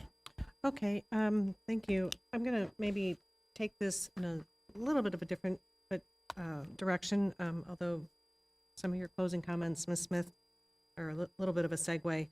And that is, I want to kind of talk more about the technicality of how we've gotten to this point. And let me first start out by saying that I've got a big audience here. I typically define the role of government fairly narrowly. And so, I don't want to weigh in on, what businesses can or cannot be here. That's not typically how I think. I don't think that's the role of government. I also don't think the role of government has much to say in and other, moral issues to the point that Ms. Harris was saying. So with that in mind, all of my comments are going to be more around the technical role of our government, which in my opinion here is to follow the specifications laid out in front of the Zoning Board of Appeal. And I was once upon a time on that Zoning Board of Appeal some almost 20 years ago. So I remember it being very specific criteria, and you either met the criteria or you didn't. So I'm a little surprised that that one of the criteria that seems to be maybe not as held to as I would have liked to seen is the impact on the neighboring area. I don't remember what exactly the terminology is, but I remember there was about 3 things that you always had to weigh a zoning board item against, and one of those things was essentially the harmony of the surrounding areas. And so I just really am a little surprised, and maybe this is a question that I'm going to get to here. How did we get to this point where we are not holding a line on ensuring that there is no adverse impact on existing businesses, on existing traffic patterns? And maybe a corollary question to that is, why wasn't there a traffic study done? And while you're maybe pulling a thought together there, Ms. Reese, I will say too that a point that I think one of the speakers from High Haven said is that, but for the dumb luck of having to go through the special use permit, had this been a hair salon, we wouldn't be talking about this. But, all things happen for a reason, I believe. And I, for one, am very happy that we're having this conversation about the traffic flow at Mall Drive and Plaza and Baxter, because if this had been a hair salon or a coffee shop, we wouldn't have that benefit of talking about something that I think is the role of government, and that is to ensure safe passage for vehicular traffic, for pedestrians and cyclists, to our businesses and to our residences. That is definitely within the purview of government. So how did we get to this point where we are entertaining an idea that I think kind of flies in the face of holding accountable to impact on existing areas? Sure, I'll invite Mr. Trumbull and Ms. Davison to come forward and maybe talk a little bit more about how the topic was addressed with the zoning board, and I guess in terms of how does this particular retailer marry or I guess conform to the neighborhood is what you're kind of talking That's about? the language, yeah. I don't know if Remind there's me of anything that language. specific. Obviously, we've got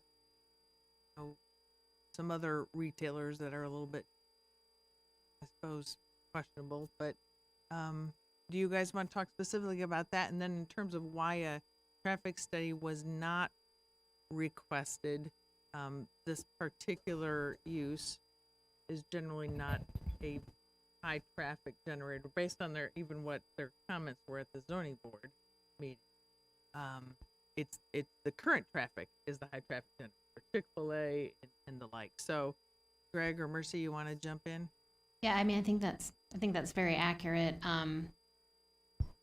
It is the exception that we would ask for a traffic impact analysis when you think of businesses going in all over the community. It's really rare that we would request that sort of thing. In this particular case, given that this is not a particularly large retailer, I mean, it's a retailer, and retailers aren't really known for having high concentrated times of activity. It's less predictable, it's more spread out, et cetera. So, I mean, could we require a traffic impact analysis? We certainly could. It's extremely rare. So it just didn't seem to warrant it in this case for a retailer, a relatively small scale retailer. Okay. And I guess I would just maybe to the question of compatibility and harmony and that kind of thing. Relatively new territory for the community. Cannabis was just made, medical cannabis was made approved by the state in 2016, I believe. Mhm. We had our medical dispensary open up a year or two after that.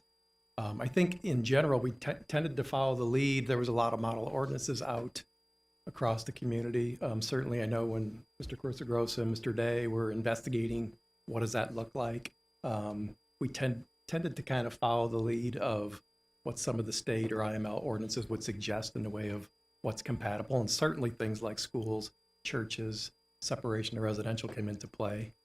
Again, not to pick at existing businesses, but we look at that site as a whole, and we have a very successful and very highly performing restaurant on the other side in Distill, who maintains a liquor license. Red Robin sells alcohol. And again, I don't want to mix apples and oranges as far as dispensaries and alcohol, but from a compatibility perspective, we didn't see that necessarily as an adult use rec facility. And as Mercy mentioned, it'd be great to say we wish Chick-fil-A was a little less successful. And you know what I mean? We're not going to say that. Yeah. You know what I mean? We can't look at it that way and say, watch, we could just find a moderately successful business that will come in and not contribute to traffic. That would be wonderful. We don't have that category in our zoning code. We want everybody to be successful. So we certainly, the discussion of a traffic analysis, that's something we consider in all cases. If we had requested that, they probably would have followed suit and looked at that. But at the same time, we would have probably said, yeah, nothing should go there. Be a nice place for a warehouse, or store some stuff. So again, I think back to the area in general as what used to be the Jewel Osco in that location, which had a movie theater. We've had churches come and go. We've got Alexander's Restaurant that serves alcohol and is very popular.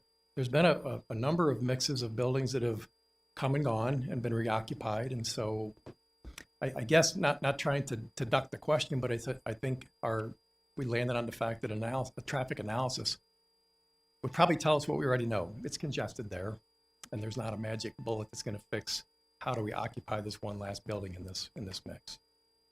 Okay, so do I still have time to follow up? Okay. Still got a few minutes. Okay, thanks. I'll leave it. Thank you for your responses, and I guess I'll leave it that I think the problem with the traffic pattern there exists today, and I'd like to see where, as government, we look at redesigning that space of mall to plaza to Baxter. Again, I'm no traffic engineer, but it appears that even with nothing at the said location that we're discussing tonight, it's problematic. And so that's why I said for one, am happy that we are actually in a public forum talking about that is a suboptimal place to come and go out of. And I am concerned about doing anything that's going to adversely, and I'm really not paying any attention to what the proposed use is, but I do not want to further impact negatively existing businesses, and stick to what we need to do which is providing safe passageway to all businesses, new and existing. The last thing I guess I'll just say is maybe a question here is when we created the ordinance, I thought I remembered that we did not put a maximum on the number of dispensaries that we could entertain here coming to our community. However, I thought there was a language in the state statute that limited the number sort of intrinsically through the state language by region, and I don't know whether it was a metro reason or a state law enforcement region. Yeah. Was there something there that now is no longer there? I don't know if Yes. it's no longer there, but it started out being by state police district. Okay, that's what I And the remember. state issues the licenses and we just have to react. And it was supposed to be 3? I think originally it was 3, but it's our understanding, we've done some digging and looking around, that I don't believe that's a standard anymore. They do have their separation requirement of 1,500 feet between dispensaries. So in essence, the rules have changed since we crafted our ordinance. That was the way I understand it now. That's important for me to realize. It is, yeah. And plus, I think the original tied to state police districts was with just medical. And then Right. certainly when the adult rec cannabis program was rolled out by the state, different things changed, and now it's based on a Bureau of Labor Because I think at Statistics, that same and it's ordinance a higher where- number, and Yeah, I think if that same ordinance were being discussed today, we probably would have put a maximum on it. Well, again, the state's the ones deciding the density and the proximity, and they're the ones that issued the new licenses and told this operator. I know, This and is so your- it's a really unfortunate situation It is. of a poor communication, I will say too, though, that or less than as optimal communication. certainly taking the lead from the IML and the state with model ordinances, as part of this whole process, even when we established, when we established the rec, we did have a buffer map that Mhm. it's an exhibit in, on our website, but essentially it does buffer out a fair number of real estate in the community Mhm. based on our church sites and schools and residential areas and stuff. So, and again, not to take aside, but opportunities are, you might have a piece of ground that's zoned appropriately, but there's nothing there in the way of utilities or buildings or infrastructure, Yeah, so. yeah. So those are my 2 points for now. I know I'll get another swipe at the apple later. Mr. Preston? Right. Thank you, Mayor. Start out, thank you to our speakers who came and also who stayed as we are now getting closer to 9 o'clock. I know it's, for us, routine. This is how our Monday nights go, and we'll be here for a couple hours. For all of you, I'm doing much better things to do. Thank you for your passion for being here to speak up about issue that you care about. And if my counting is correct, 15 to 18 speakers this evening did speak about this item, specific agenda. So, it's important to me to let you all know, thank you. It matters that you spoke. And I want to start, kind of tough. All right, so I want to start with, first of all, kind of glossing over a little bit the moral, really getting into the practical in the confines of what our role is in government. We are not, as has alluded to by other colleagues of mine, we are not here, obviously tonight, to determine if recreational marijuana is legal, nor if it's legal for dispensaries in the town of Normal. Those decisions, one of which was done by the state, and then our reaction to it, those decisions have been made long past, not top conversation overall. We're also not the property owner, and to Mr. Lorenzo's point about the role of government, I find myself often thinking about the role of government and how I feel like that should be limited in some sense, certainly as it relates to private transactions between a buyer and seller, in this case of real estate. What we are talking about is a special use permit, and I want to I want to read in our municipal code kind of the purpose of special use regulation, why we have them in the first place, and that's the context in which.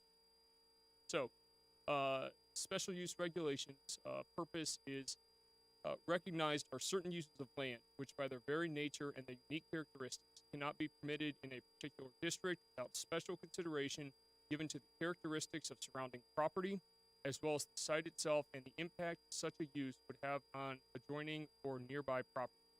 The purpose of the section. One of the concerns that I have is congestion. Heard that with traffic. We heard that come up quite frequently. I do not think that issue, while it is a big one to that general area, is not specific to applicant tonight or any dispensary. Any retail business in there will add to traffic congestion. That's something.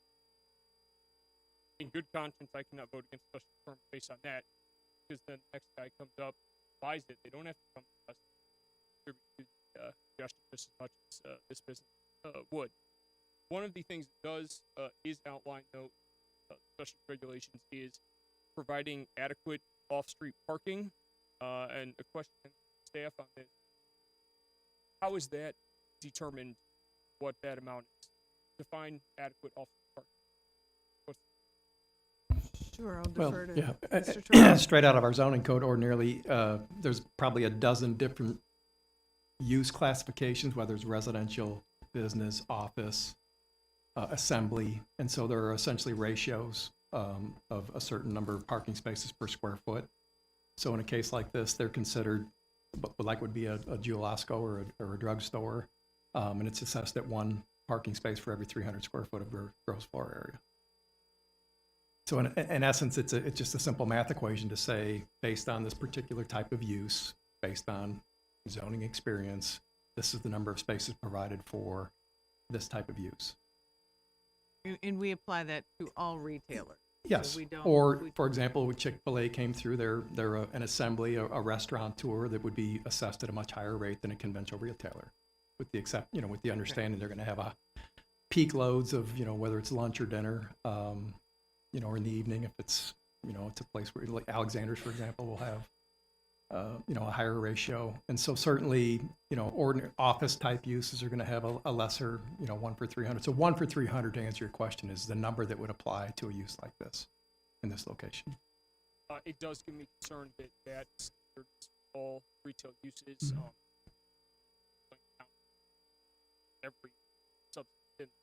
I do, however, think back to what is now Beyond Hello, previously a Solutions, our other dispensary on Northtown Main Street in Normal.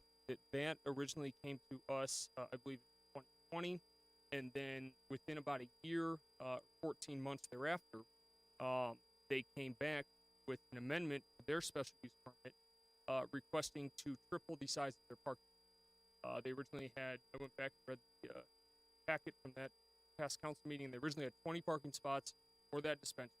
Came back to council, approved the amendment. They added additional 40 for the total of 60 that is there today. I live up in Ironwood, and anytime I'm going anywhere where I'm utilizing Main Street to get Northtown is my connect between home getting to Main Street. So anecdotal, not scientific. I'm not a customer of theirs, from people who are. It is generally pretty accurate.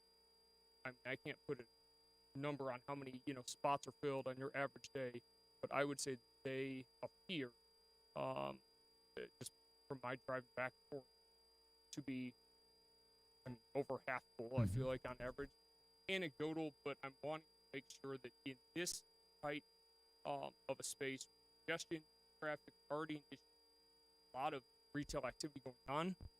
If we are limited to 27 spots, there is no opportunity for them to come back and say, hey, we want to expand our parking lot and triple its size.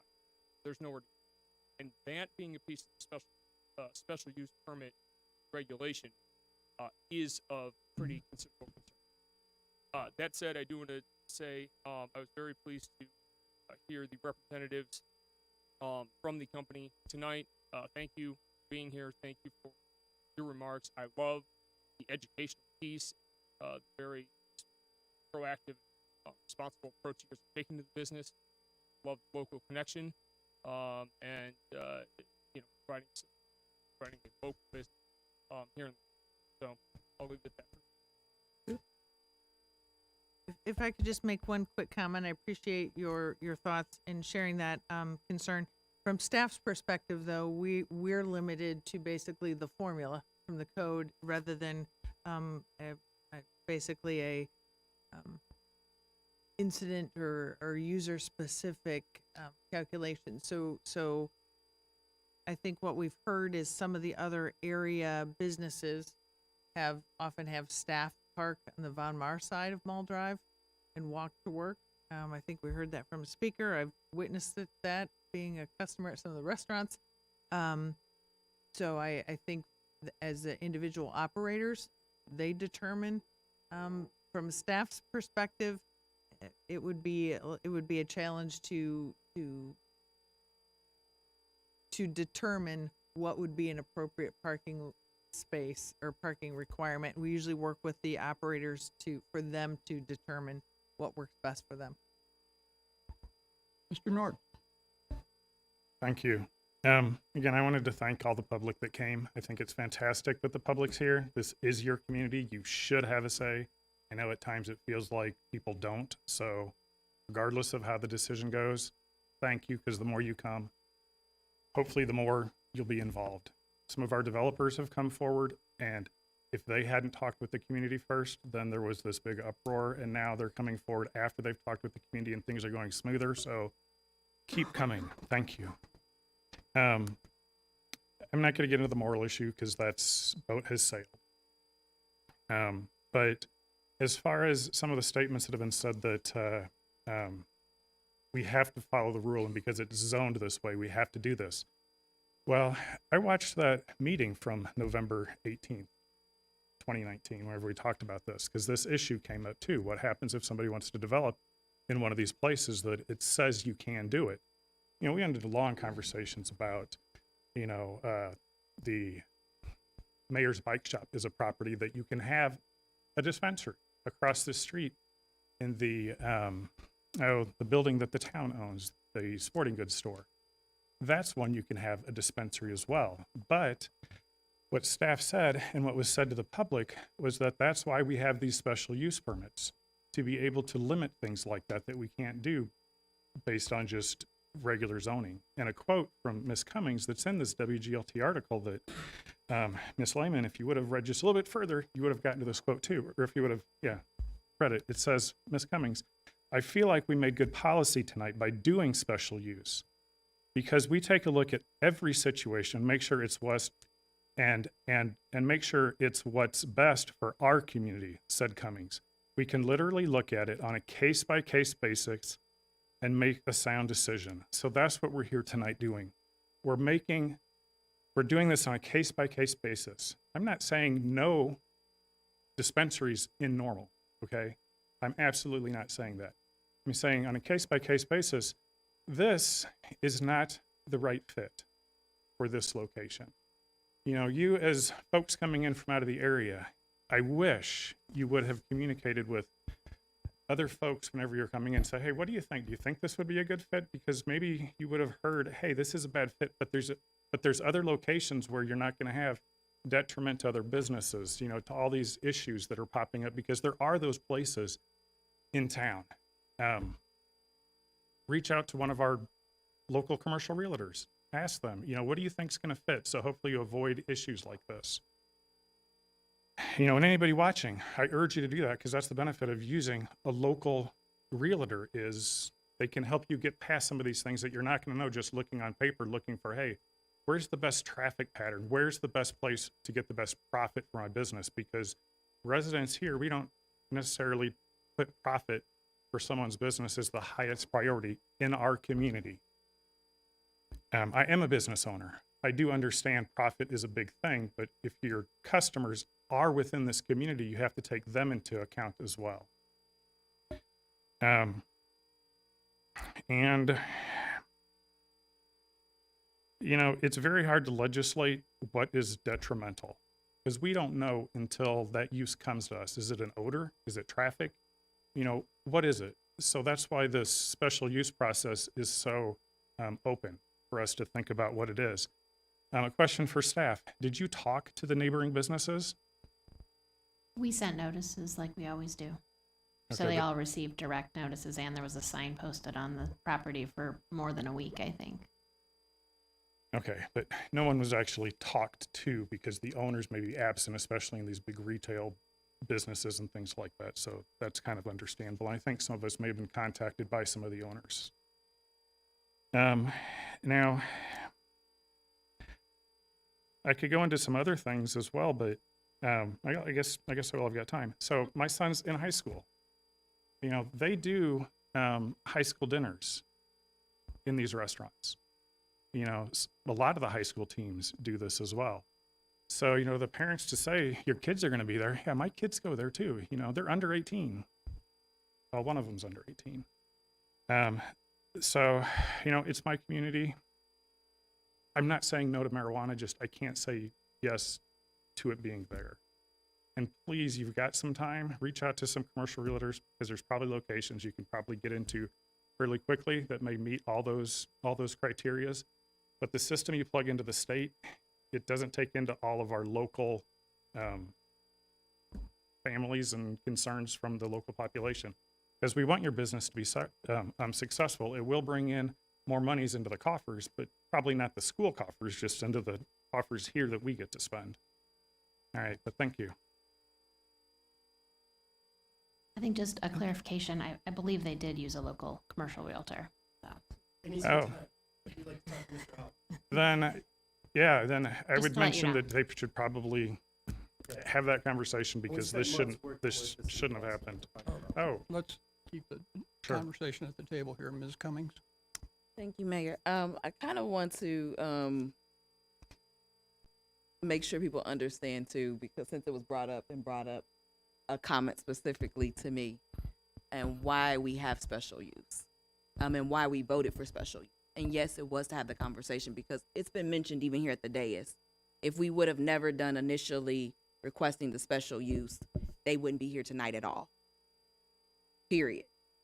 And the reality is we wouldn't have cared if they had education or not. We wouldn't have had to care about some of the other things that they are doing that are in place had we not put that provision within there. So it's not to say that we'll bring it to council so that we can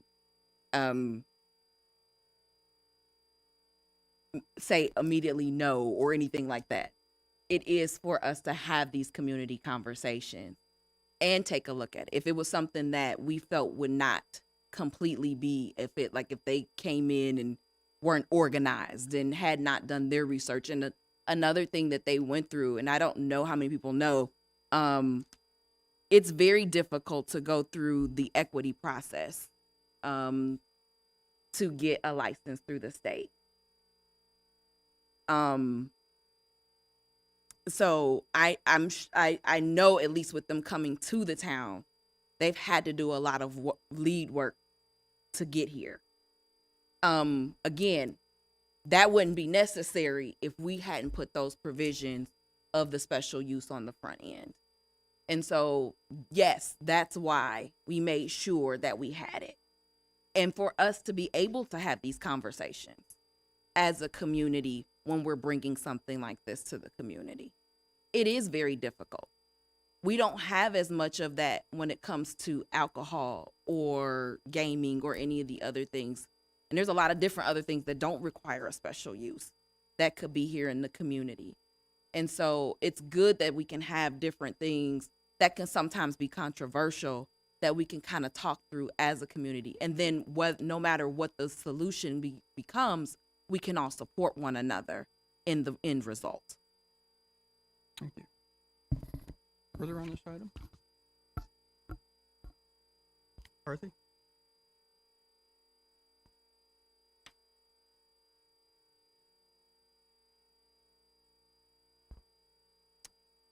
First, I guess I want to start off by saying thank you, as we've heard from everybody else tonight, for one click before 9. And we're likely to be here for quite a while longer. It's not easy to come up here and voice your opinions. This place can be intimidating. I appreciate the passion and enthusiasm that helps us to do what we do. We're representing, right? And we're certainly hearing and have heard. I've had a number of conversations in the coming week or the previous weeks leading up to this decision. It's been, you haven't seen this issue in the media, you've been living under a rock. And I've talked about it with Normal residents, Bloomington residents, residents outside of Bloomington, Normal, and the county. One thing's for certain is everybody seems to have a passionate perspective on this. We could spend a lot of time on this. I want to underscore a few points from my colleagues, so I'm not repetitive. What we are here tonight is to make a decision on a special use permit for business owners that are sitting in front of us. We're not here to rehash decisions that have already been made by the state or by this body in the past. I also don't want to wade into what several of my colleagues have talked about the attempts to legislate morality. I'm not sure that that's what our role is here. I do have at least one question, maybe a couple of our zoning folks. So parking has been brought up and traffic's been brought up. I agree with the comment that parking isn't unique to this particular business, and that's actually, there's some retailers that will probably generate a lot more traffic, that it doesn't have to go through this process. But is there any restriction, as long as there's an agreement with whoever owns, for employees and people to be parked across the street? As long as that, I don't know who owns the. Yeah, I mean, it's a standing provision in our zoning code that you can lease parking spaces within 500 feet of your property. So there is That's definitely actually an option. ability to Yeah. expand parking, assuming that Yeah. that was worked out with And the that is a parties. little bit of a tricky thing that we've wrestled with, Yeah. with the development of the shops property for the last 10 or 15 years, is that you could make the argument that, well, you could use more parking or provide more parking on your own personal site and then have 200 spaces sitting empty 50 feet away 300 days out of the year. But it's Okay. not our place to say, Yeah. just go park over there. Yeah, yeah. But in reality, that's kind of what happens. So, but to answer your question, yes, it's legal to lease within 500 feet. Okay. So there is that opportunity, should that be needed and necessary. An important point that was brought up, I think, a very valid point. So I guess kind of part two to this is, do we know enough to alter parking rules for this particular type of retailer? I don't know if I understand. So your there's a question. formula for retail, 1 per 300 square feet. Mhm. Do we know enough about retail cannabis to require some different rules, some special rules for them versus any other retailer? I guess I'm going to defer to Mr. Trummel, but I don't know that we have enough experience. We have one retailer in town. The only thing that's Another one in the community is a very small site. So Yeah. I and don't, I think and again, it's all what you see and observe is real. I mean, going by the North Normal, certainly opened as it was the only game in town when it first opened. Absolutely. And certainly then as the other site in Bloomington came online, we saw probably a little decrease in their traffic.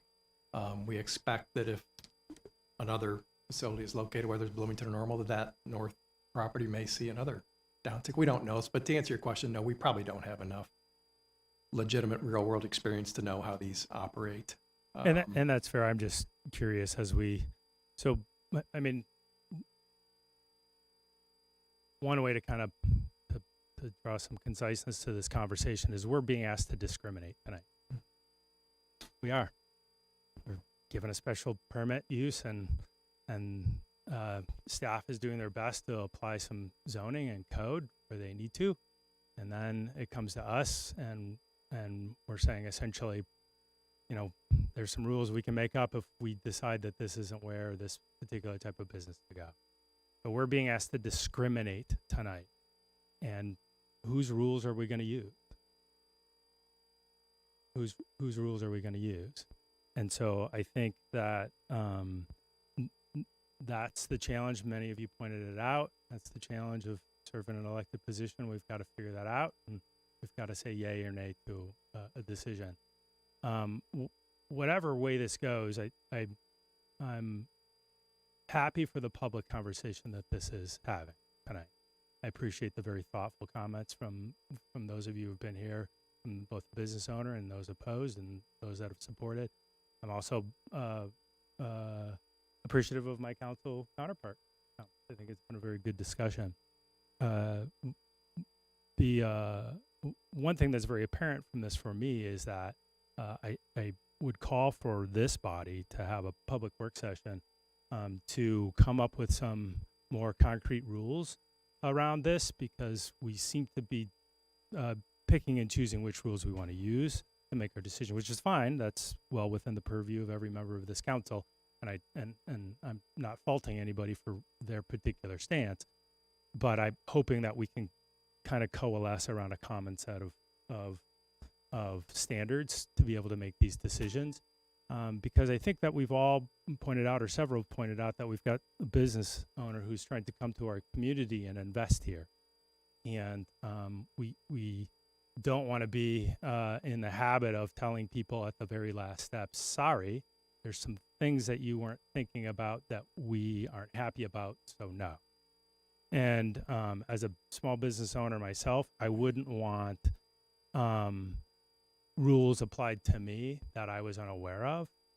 when I want to come and try to invest in a community. So the very minimum, I'd call for a public work session so we can sort this out related to this particular topic. So a couple conversations about not here and where. I spent some time over the weekend with the zoning map after having a number of conversations with some residents. Mr. McCarthy, can I get you to hold that and we'll come back because you hit your 10-minute? I have. All right. Yep. I'll come back. Mr. Preston. Thanks, Mayor. Compelled to speak again in response to a comment made about framing this as an issue of being discriminated. I would suggest that's if you don't feel that decision. I mean, really, the issue is with having this special use permit overall, rather than this special use. All special out clearly defined. They're clearly defined that, you know, if it applies here, it applies to all specialties. Because that's the nature of concern.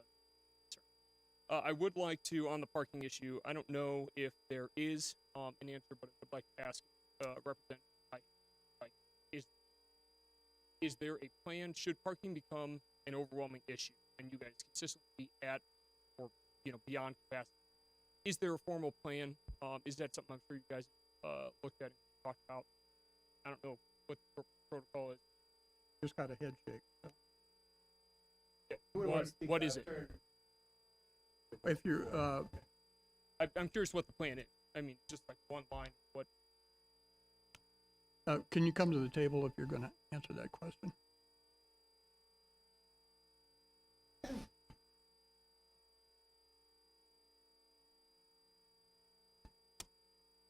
If parking becomes a concern, typically what we tend to do is we'll ask for curbside delivery, and we'll offer some special promotions to interest people to come to do either curbside delivery, which will make traffic move a little bit quicker and faster in the area. We can also do pre-order, and you can pick up your order at your most convenient time and to put in that time so we can mitigate how volume comes through the doors. And in some severe cases in the past experience, we've also offered valet parking if that becomes an issue. And so I understand curbside, is that at your guys' location? That's correct. Where would that be, on the street or in the parking lot? It would be in the parking lot. There would be a few parking spots allocated specifically to curbside. Curbside has been extended in the state of Illinois past the pandemic for these particular reasons. You're welcome. Yep. Mr. McCarthy. Mm-hmm. That was fast. All right. My colleague makes an excellent point. I chose the word discriminate. I didn't mean that to be inflammatory in any way, and the derogatory way of discriminate. I mean, we're being asked to decide, and we don't have a clear set of rules. So just to clarify, I didn't mean that in the derogatory term, discriminate.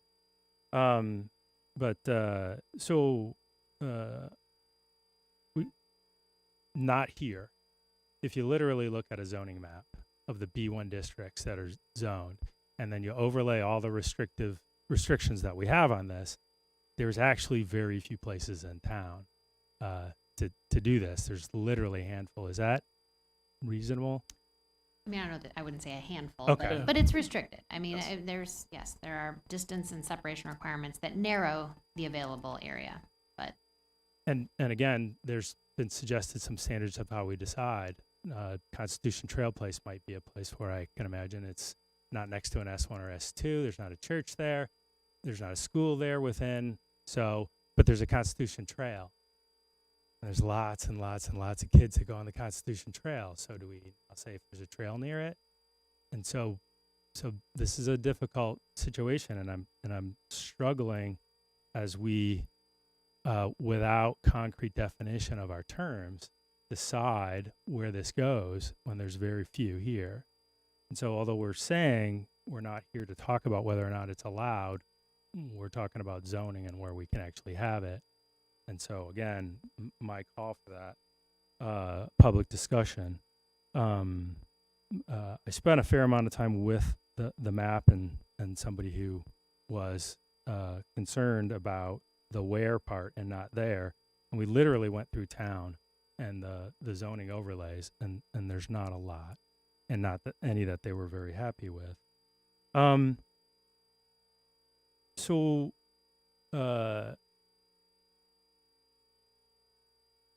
the I guess the question as I've listened tonight, by the way, usually I come here with prepared remarks on a topic. I didn't do that tonight. I came here to listen a lot to what's going on and to listen to what my colleagues had to say. I have 4 bullet with 1 word each, so you're getting a lot of unscripted tonight from Councilman McCarthy. Sorry about my rambling. In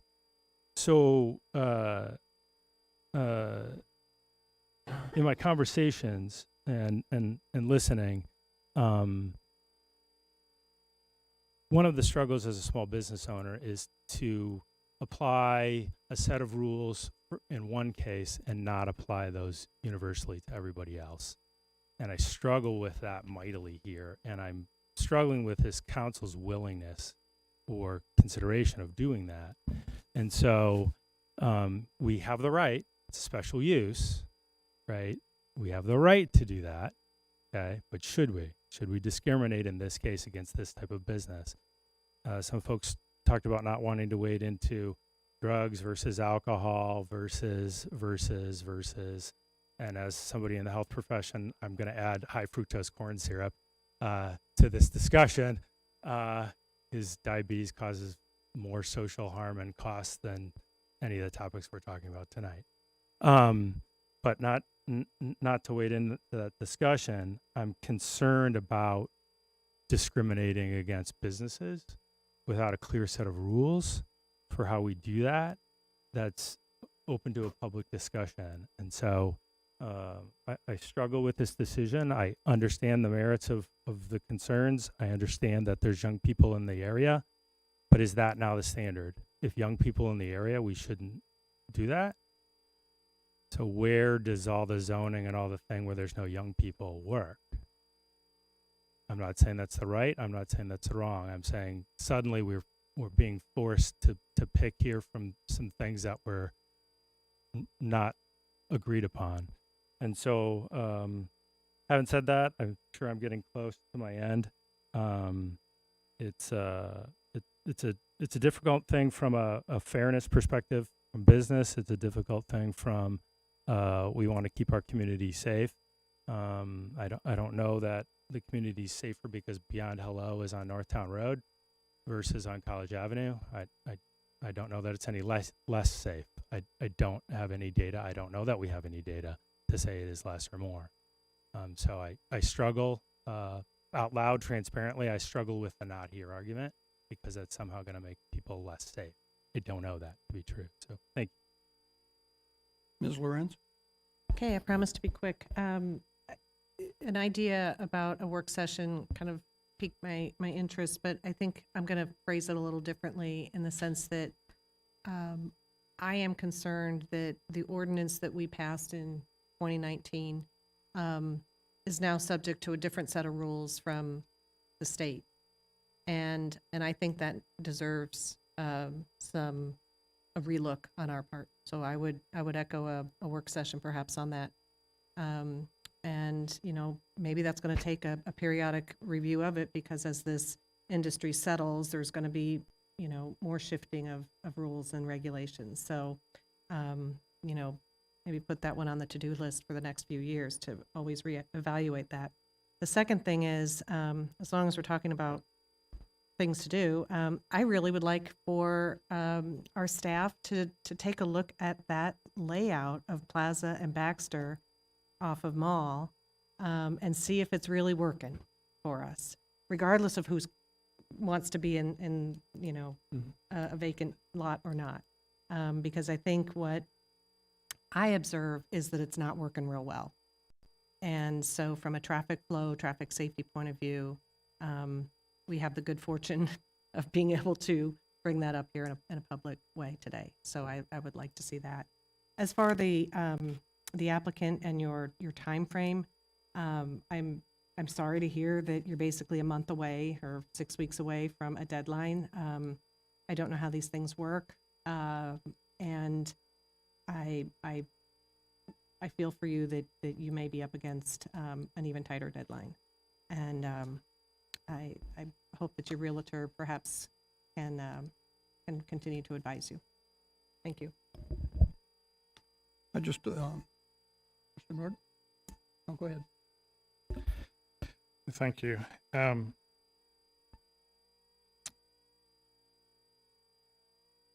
don't think we can rely on the shops at College Hills to be the solution for parking, because the ownership may change and they may decide not to rent out their parking to whoever their tenants currently are. They may decide to put a building there like they've done at some of the other malls in the vacant space.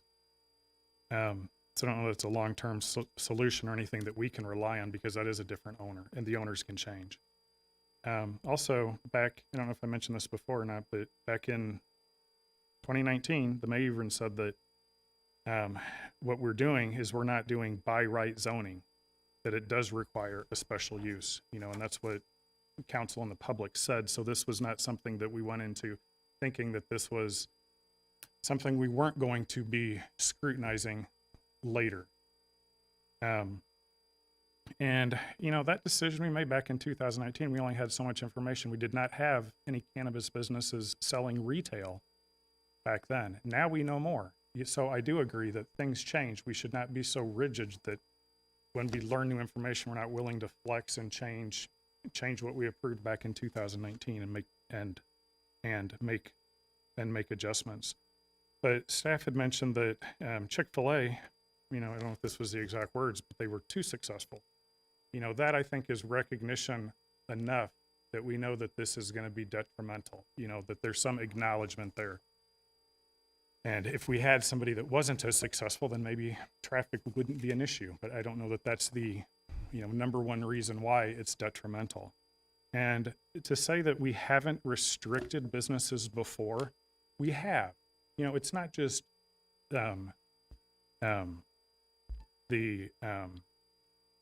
it's just on regular zoning, we're even restricting people as well. We've got one uptown, the building that's here on the circle, the first floor, that has to be a restaurant. That is what we've written into that contract. Even though there can be other things there, the town has restricted that. We've got a mini storage place that's on College Avenue that we just approved to happen. And within that annexation agreement, we've said they can only operate mini storage things there. So in like their office that they have, they can't do other things that they could by right. And that was something that has been brought up as well. We've had other annexation agreements like that where this council has voted to limit beyond what zoning allows to happen there. So if we are going to talk about removing what you call discrimination, it needs to be from everything. If the zoning says you can do it, we need to apply it equally, because we don't do it fairly, we don't do it evenly. And I just don't see the case for saying that right now we're going to immediately change course and say we're going to do everything on an even playing field going forward, because we need to announce to the public and the developers that yes, we are going to do that. We have to start practicing what we preach. Thank you. Go ahead. I was just simply going to follow up with that. I certainly understand council's comments and agree this is a special use process, which is exactly why council asked for in the zoning code this particular use come back to you for final decision, which is why it's here. It is very different than annexations and very different than redevelopment agreements. Those are the examples that you just indicated, Mr. Nord. In redevelopment agreements and annexations, we have some discretion. We have some ability to negotiate certain things that the public can benefit from. We do not have that opportunity in this particular situation. So I just wanted to explain that. Just a few comments from myself here tonight. I came in with a lot of questions and concerns, as many of you in the audience did, and eloquently expressed on both sides of the issue. And I think we're all leaving with more questions and concerns than we walked into this room with. you know, some of the issues that I see that were talked about tonight, we're all familiar with the concept of unintended consequences, and I think we're sitting on some unintended consequences here tonight. So thoughts going through my head on the traffic issue. The building that these people are looking at was built in 1987, and all the restaurants around them were built in the 2000s. So does that give them more authority or power because they do more business than the business that exists? You know, in the concept of law that I've dealt with as a council member and mayor is the concept of eminent domain or laws that are grandfathered. In eminent domain, there's a term called a taking, where you're taking the challenge to eminent domain is you're taking property from somebody against their will or making them do something with that property. So is the current owner of that building either selling or leasing the building to these people? Is that a form of taking for him that we're not allowing this business to go forward? We had this issue with sign code, and the state of Illinois did it, where we lowered the height of signs in the community, and we wanted to make, or talked about making sign owners of signs that would be grandfathered in to lower their signs, and the state said, no, that's a taking. You know, you approved that at one point, so you're taking physical property away from them. That's kind of my issue on the traffic thing. I don't see the traffic as an issue that is to be dealt with here tonight. I do agree we can look at it down the road, and that's going to be with the business owners and the malls, because if you look at it, that is a total mishmash of public and private road. There's nothing that we can do without significant cooperation with the business owners that are in that area. I think my final comment is going to be from a realist tainted with cynicism at my 74 years of age in terms of the morality of this issue. You know, there's some notion that a business like this could be a gateway to improper use. I think we all know that's probably not the easiest way for young people to get a hold of alcohol or drugs. That stuff happens on the street and in the schools. I think you heard a version of that tonight, but that's where that happens. They are regulated. The guy on the corner selling marijuana is not regulated until he's caught. The same with alcohol. You know, at U.S. Conference of Mayors, in a short discussion with after a session with the Surgeon General of the United States, what's the number one cause of death for people in America between the age of 18 and 40? Fentanyl. Fentanyl is the number one cause of death against cancers, car accidents, shootings. That's the number one cause of death. And that, you know, that's a serious problem. That's a serious drug problem in our country. I don't see the day we're going to have fentanyl dispensaries by any means, but just to make the point that we have to be realistic about what we do with businesses that are regulated and have good intentions as compared to what really happens in the broader world. Further on this? Please call the roll.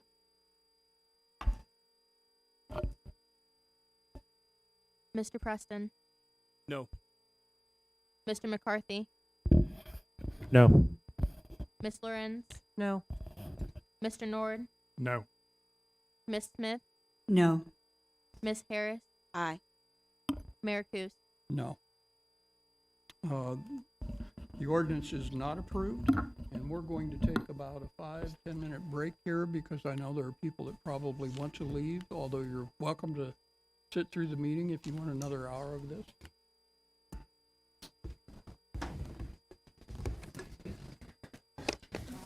Yep.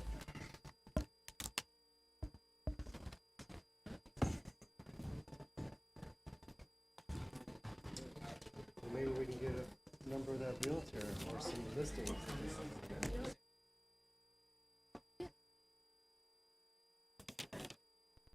Oh, no, my problem. And I thank you for coming and speaking so much. I'm sorry. those. Yeah. Thank you very much.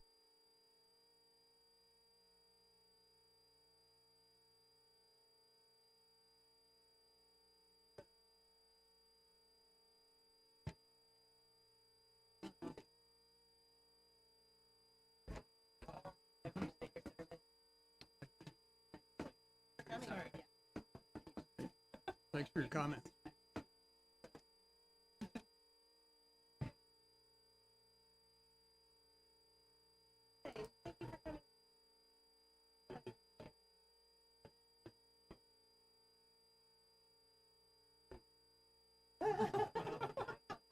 Don't tell me that, I'm running again.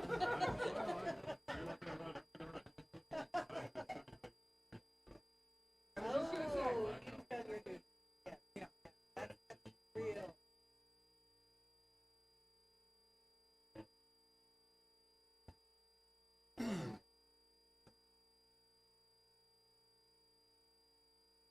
Sorry.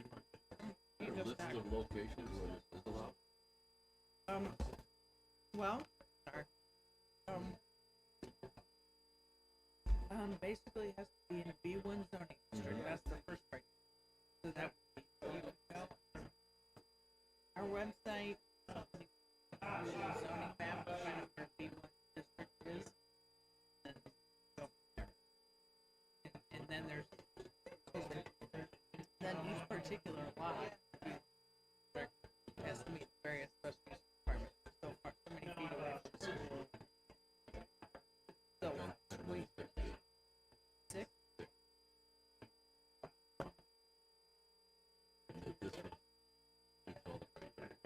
I know. Our staff recommends.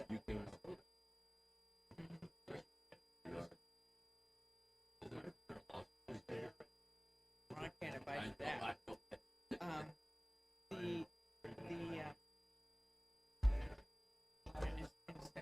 We don't track what the property is.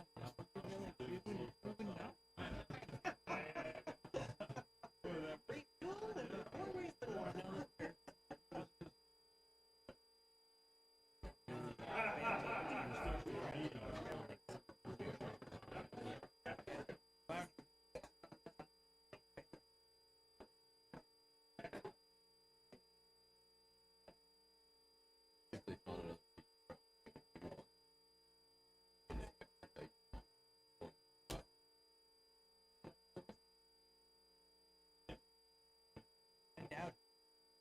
Well, the only challenge would be online mandatory.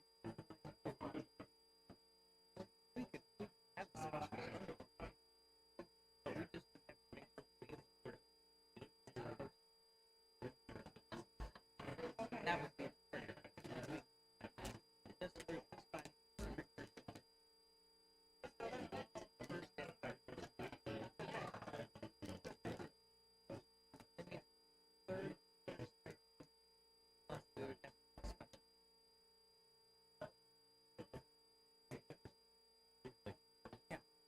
Thanks.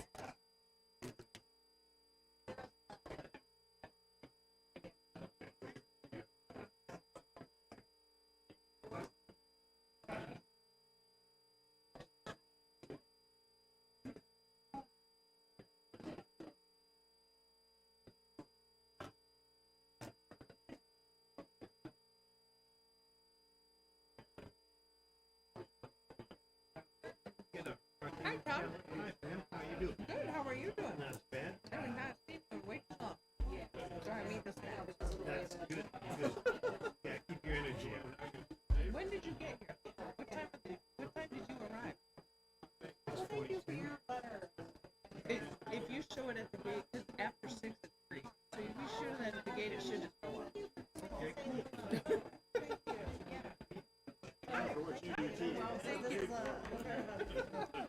Thanks for being here.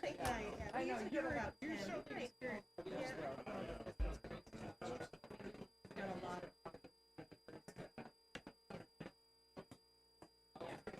No,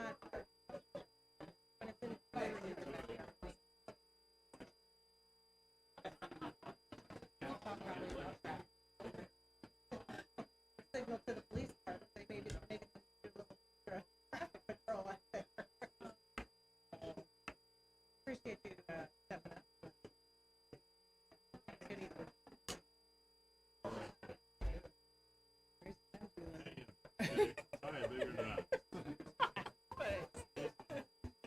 You know what the number one, I told you that earlier, number one problem with legalized marijuana in California is cartels are up the price. They're not ready to give up the business.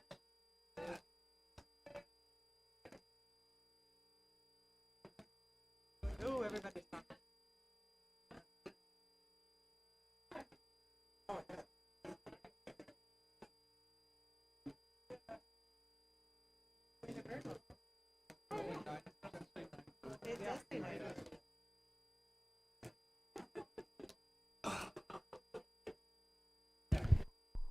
We're going to start again in about 1 minute, so I'd ask you, if you want to continue conversation, can you take it out into the hallway, please?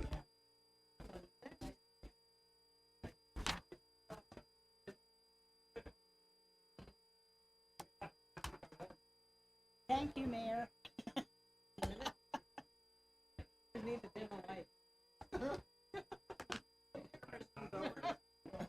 Flash the lights, it works in grade school.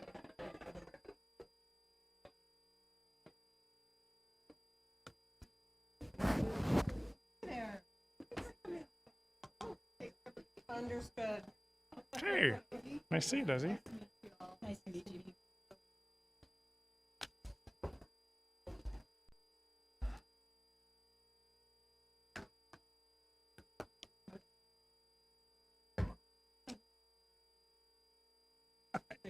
Very well.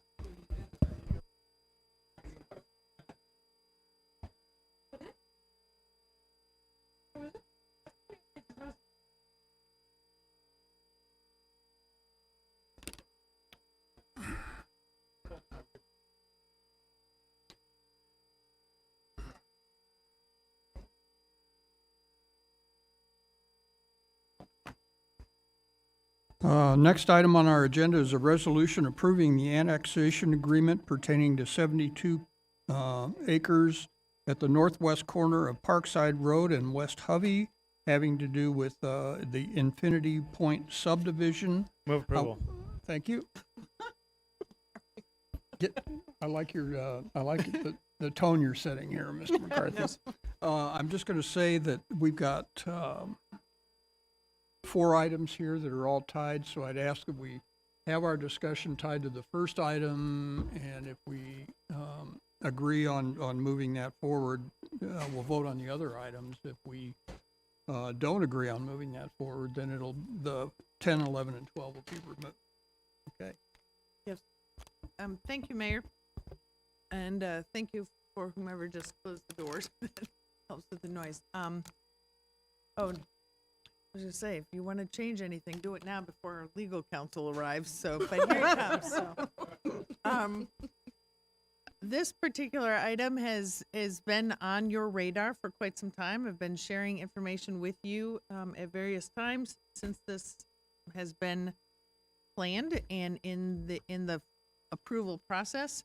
This redevelopment of ground on the west side of Normal is a major housing project. It has been presented to the Planning Commission and is coming before you tonight with a recommendation for approval by the Planning Commission. Certainly, staff is prepared to answer any questions you may have. A few of our public commenters this evening talked about this project. It's a combination of single-family residential, R1A, R1A, R2, R3, so it's quite the mix. So it's a large residential proposed development, and again, staff's recommending approval, Planning Commission recommended approval. There have been some productive discussions, as I understand it, between the developer and neighbors. What might not be clear is in the resolution before you tonight for the annexation agreement, and then if approved, ultimately a few items later, when you are asked to approve the preliminary subdivision plan. The plan does reflect closure of the access points of Tewksbury and Colchester from between Infinity Point and the existing neighborhood. It might not be clear if you just looked at the maps and the graphics in the plan, but on a couple different occasions through the reports, we tried to explain that the subject came up. The developer was willing to make those closures and not connect the two neighborhoods ordinarily in our comprehensive plan, and it kind of goes against staff's typical reaction. We like connectivity. In this particular instance, we think there's plenty of other ways to get in and out of the proposed Infinity Point. So we are okay with the developer closing off those two access points. So I just wanted to make that clear so you know that if approving this tonight, you are approving the subdivision without those two accesses between Infinity Point and the existing neighborhood. Thank you. Go ahead, Mr. Preston, you can start the discussion. Yep. So I will begin by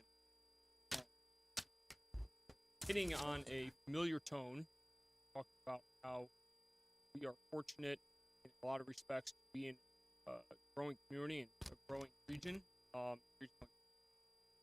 The addition of, should this pass tonight, addition of another 400 units of diverse housing options in this community is something is pretty sorely needed.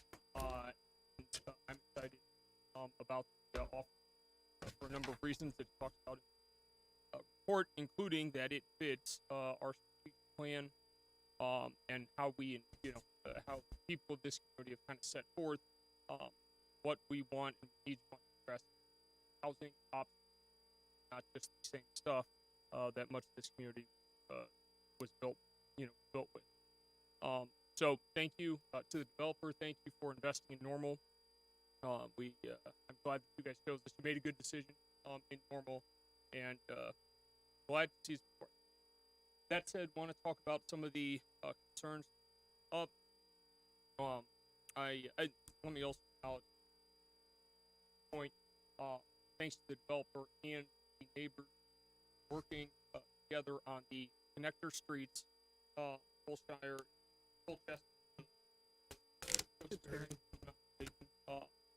that is like neighboring neighborhoods. I feel like have been getting more involved, organized, talking about proposed developments in their general area, though not in.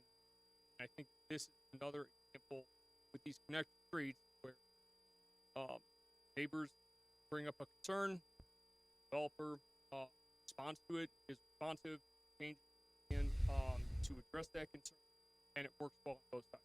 That is a good piece of the process. Neighborhood, developer, working together in advance, brings.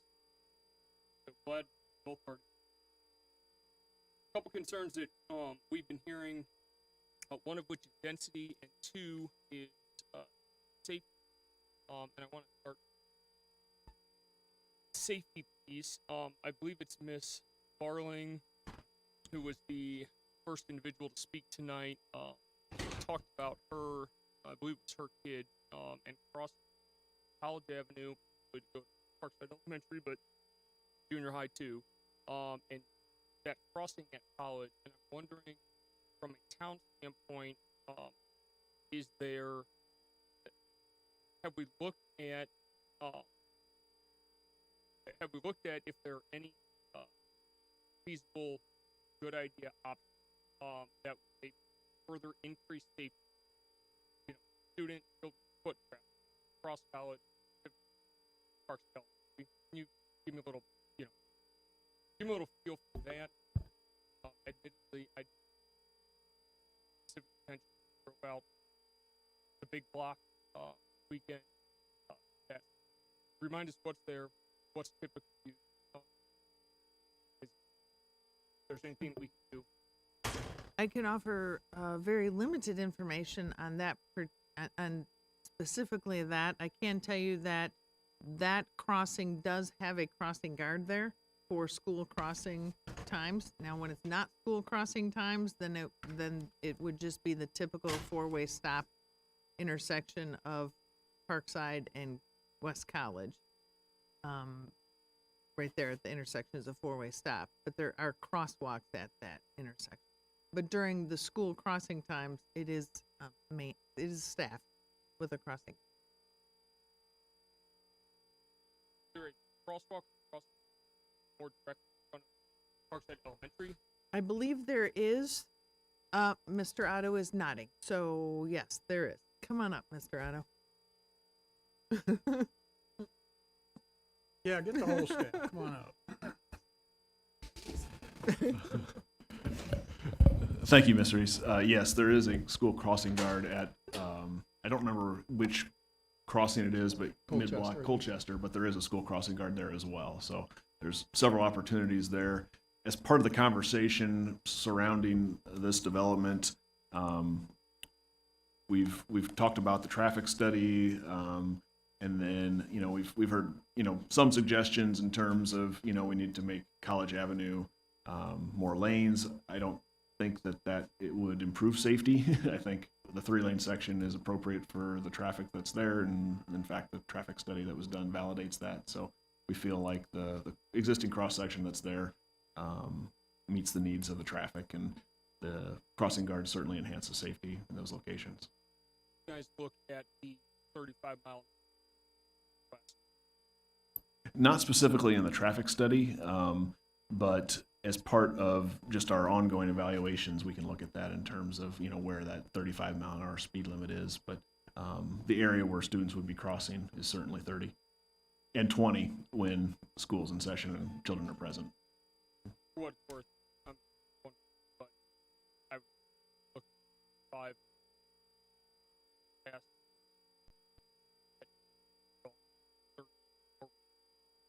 further west. I would think it's That's a good suggestion. Thank you. Ms. Smith and then Mr. Nord. I'm just trying to get some clarity on some ideas. So the two streets that are no longer going to be connecting through, do they currently empty onto Parkside? No, the two streets that don't connect through are Tewksbury and Colchester. And Colchester does empty onto College, and Okay. Tewksbury exits onto, I think that's Sheringham. It's the Sheringham, furthest yes, west yes. road. Tewksbury is just a little dead end. I didn't even know it was the name of the street until Oh, this project okay. came through. So it's not like the development that is across the street is creating cul-de-sacs because of this decision, correct? No, by NAC, there will be no, it will still meet code for all the streets within this new development. There wouldn't be cul-de-sacs that violate any of the rules in the code. Okay. And then in terms of, I know what the traffic study shows, and the 3 lanes are appropriate. Is the bike trail going to run parallel to College on the north side of this new development that is being proposed? the future bike trail is planned to be coming down through Maxwell Park. There's actually a short segment that we just built on the north side of the softball fields. It ends kind of at the service road there in the middle of Maxwell Park. The plan is to bring it down through Maxwell Park and then go down on the north side of College all the way to White Oak Road. So what this development does, it doesn't have a trail on College because our plan is to have it on the north side. This provides sidewalk, this provides more trail along Parkside, and trail also along Hovey, on the north side of Hovey, all the way out to White Oak Road. Where the trail will be built that's parallel to College Avenue, will it be recessed enough so that if there is a widening of the road in some future point, they won't have to be ripping it up and displacing the trail or making it narrower? Is that? That's accurate. I haven't studied the right-of-way, but it's a pretty wide right-of-way through there, and it's already 3 lanes in some areas. So I would anticipate that wouldn't be a problem. Interestingly enough, as kind of a side note, the underpass going underneath the interstate is set up for sidewalk already, so that's Okay. not an issue.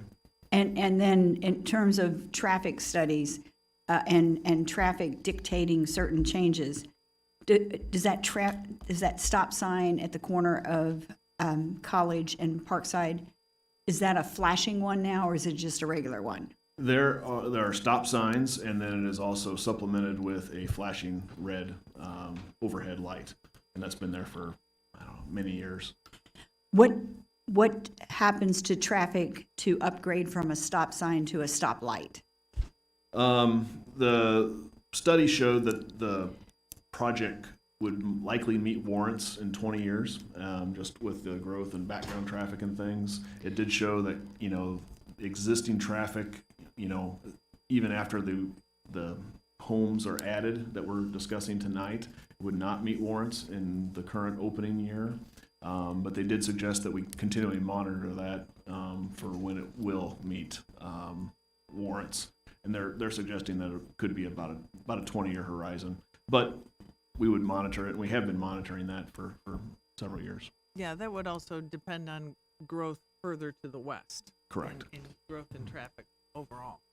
And one of the reasons we're allowed to annex this property is because it's contiguous to existing normal town property, but it also is fully plumbed for water line and sewer line and electrical, correct?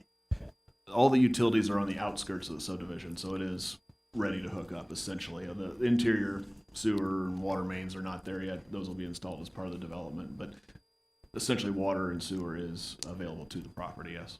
And the developer will be responsible for extending those lines into the interior of the project, correct? Yes, ma'am. Okay, thank you. Mr. Nord. Thank you. Before I get onto my development questions, first question is about the annexation agreement. Something that I saw that I've got a question about is their fees and bonds. It says that the owner shall pay all these fees, I'm assuming upfront, within the annexation agreement under section 10. Well, this doesn't say that they're going to be afforded the option to pay for it in 4 installments like the development that was before us, which was much, much larger. Is there a reason why we're doing different payment terms for one developer versus another? Very different. Generally, it's because what you're referring to is the Carden property, the 36-acre project that was approved last month, is a single lot. It's one lot of record, and the way our subdivision code works is that as you record and plat lots, that's what triggers the need to pay development fees. These are the sanitary sewer tap-on. Right. And they will aren't pay done those by the as entire development. That's as done they at plat. It's as they plat. So as they plat, and in this case, there's 250, 300 lots, and as they do these in phases, they will pay fees based on what they record. So for example, phase 1 is 30 lots. We'll assess those fees, record it, they make their payment, and then move on. And how we So handled like the Carden parking Springs fees was, and stuff? how we handled Carden Springs was since it is one lot and they're not going to be building 300 units all at one time, in that particular annexation agreement, we agreed with the developer's request to allow them to pay it in increments. Okay, good. Then going on to the other questions then. So they're going to have about 400 homes or lots going into here? Not lots, but about 400 units is an estimate because some of those will be on multifamily lots. So Okay, and that doesn't include like the number of apartments that they could have on No, those bigger? that does That does potentially, include? yes. Okay, good. I'm happy with this. I'm glad that the developer worked with the neighbors. I was at the neighborhood meeting, and yeah, they brought up the egress, ingress through their neighborhood to access this particular new subdivision. Very similar to the folks that brought up the same issue at Wintergreen. I'm glad that staff was flexible enough to kind of meet the residents' needs because that was really a big contention. So I hope that we continue to have these conversations where the developers are talking to the neighbors, coming back to staff, and coming to agreement before it comes to us. And gosh, this developer is going over and above. They did a traffic study that were they required to do a Yes. traffic study? So it was the other developer that wasn't. Additional green space. That's something they're doing on their own. Is that right? Okay, so that's great. And they're fixing some visibility problems, and they met with the neighbors. So thank you very much for doing this. I know Unit 5 is saying that they need more property tax dollars. But you guys are bringing properties into the property tax rolls, and I hope that Unit 5 takes this into account for their projections that they're giving to the public for, you know, this additional need that they're asking for. Thank you. Ms. Lorenz? Okay, thank you. I had a question about traffic, but I think it's been pretty well covered by Mr. Preston as far as the questions about college and then the planned trails that we will have that will look into this neighborhood. So all of that is good. You know, I guess just a statement that as this begins to build out and people take possession of the properties, that, you know, our surrounding neighbors can always call and request, you know, patrol be out there to see if, you know, especially maybe around school time and, you know, even summer months. I know personally in my neighborhood, that's what I did when my kids were younger, is I would just call up the police and say, come put one of those signs or check on Towanda Avenue, and there they would be. So, you know, that is a tool for the neighbors to utilize. So I would encourage that that sort of engagement.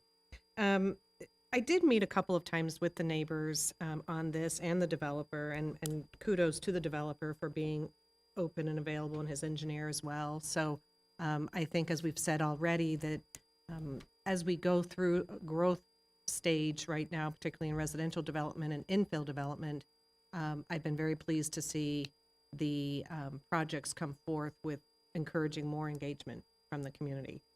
However, through that, some interesting questions came up, and I'm going to just put them out here. As we begin to be responding to the need for denser development, multi-family and so forth, 2 and 3A, you know, is there an uptick in you know, more hazards? You know, is it more difficult for fire to get in and around into these neighborhoods? There are some cul-de-sacs, some long cul-de-sacs. They do meet code, but you know, are those things that we are? I'm sure the answer is yes, but could you just comment on, you know, both first responders, police and fire, to when you begin to put more people in a confined location and you know, into windy streets? So how does our first responders handle that? And do they see an increased burden, I guess, if you will? We do have representation from the fire department sit in on developments, so they're fully aware of all the developments that come through. Okay.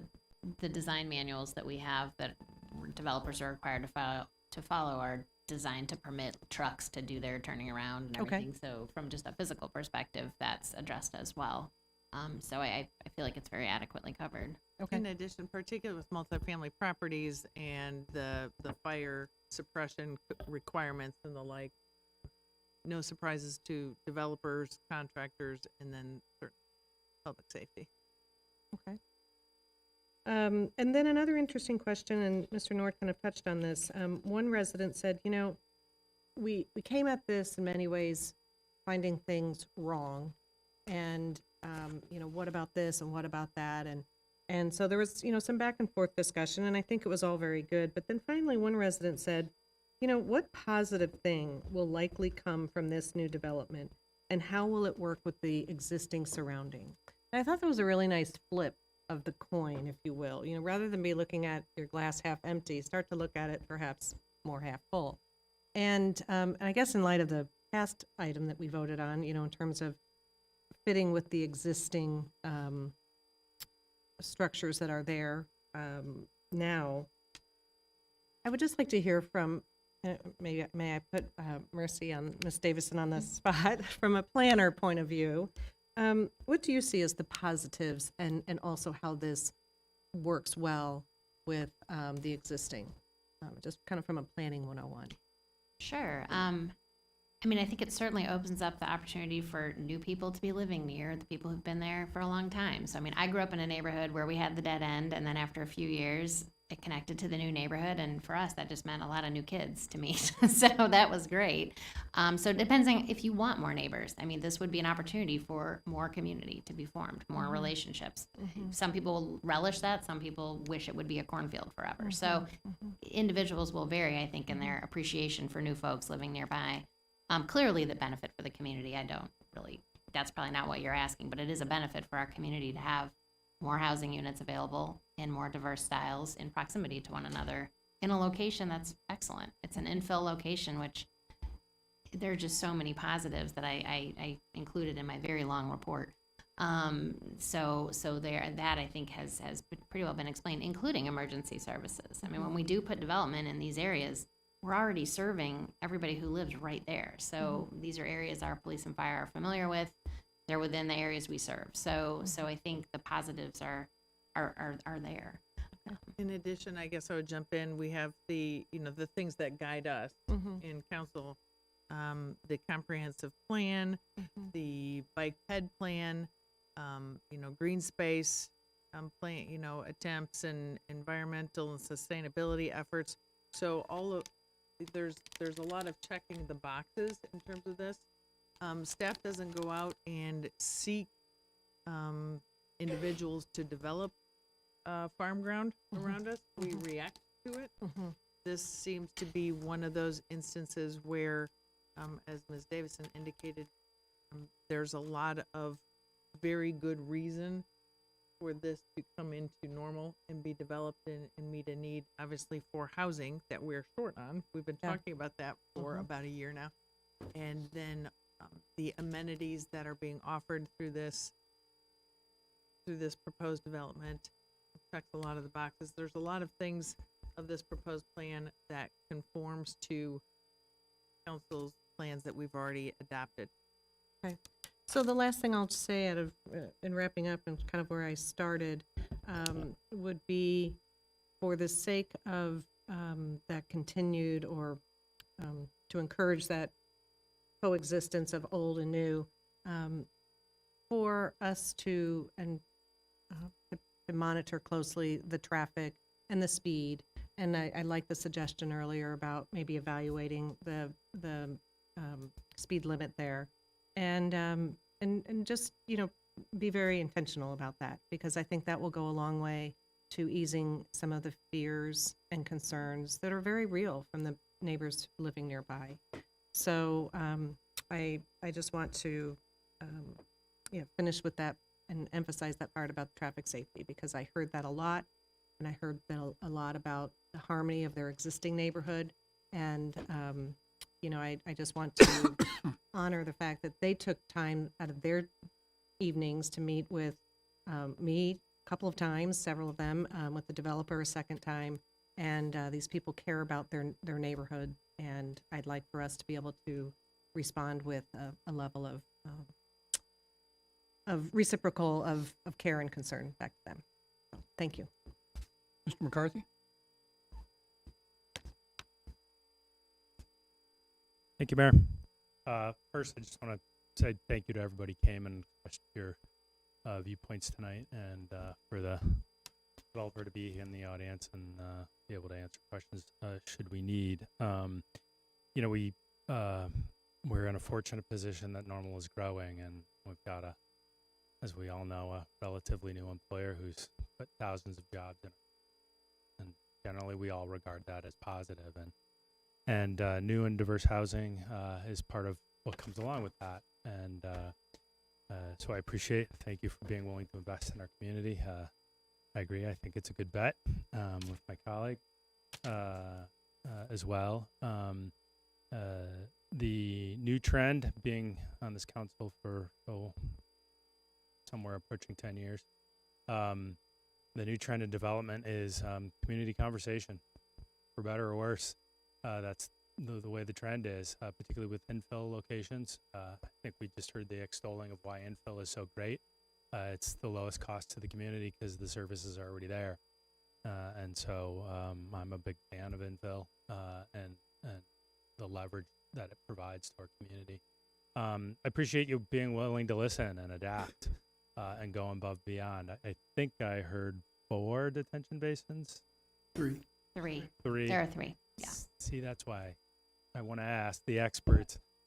Okay, 1. Thought I heard 2 wet, 2 dry, but I didn't.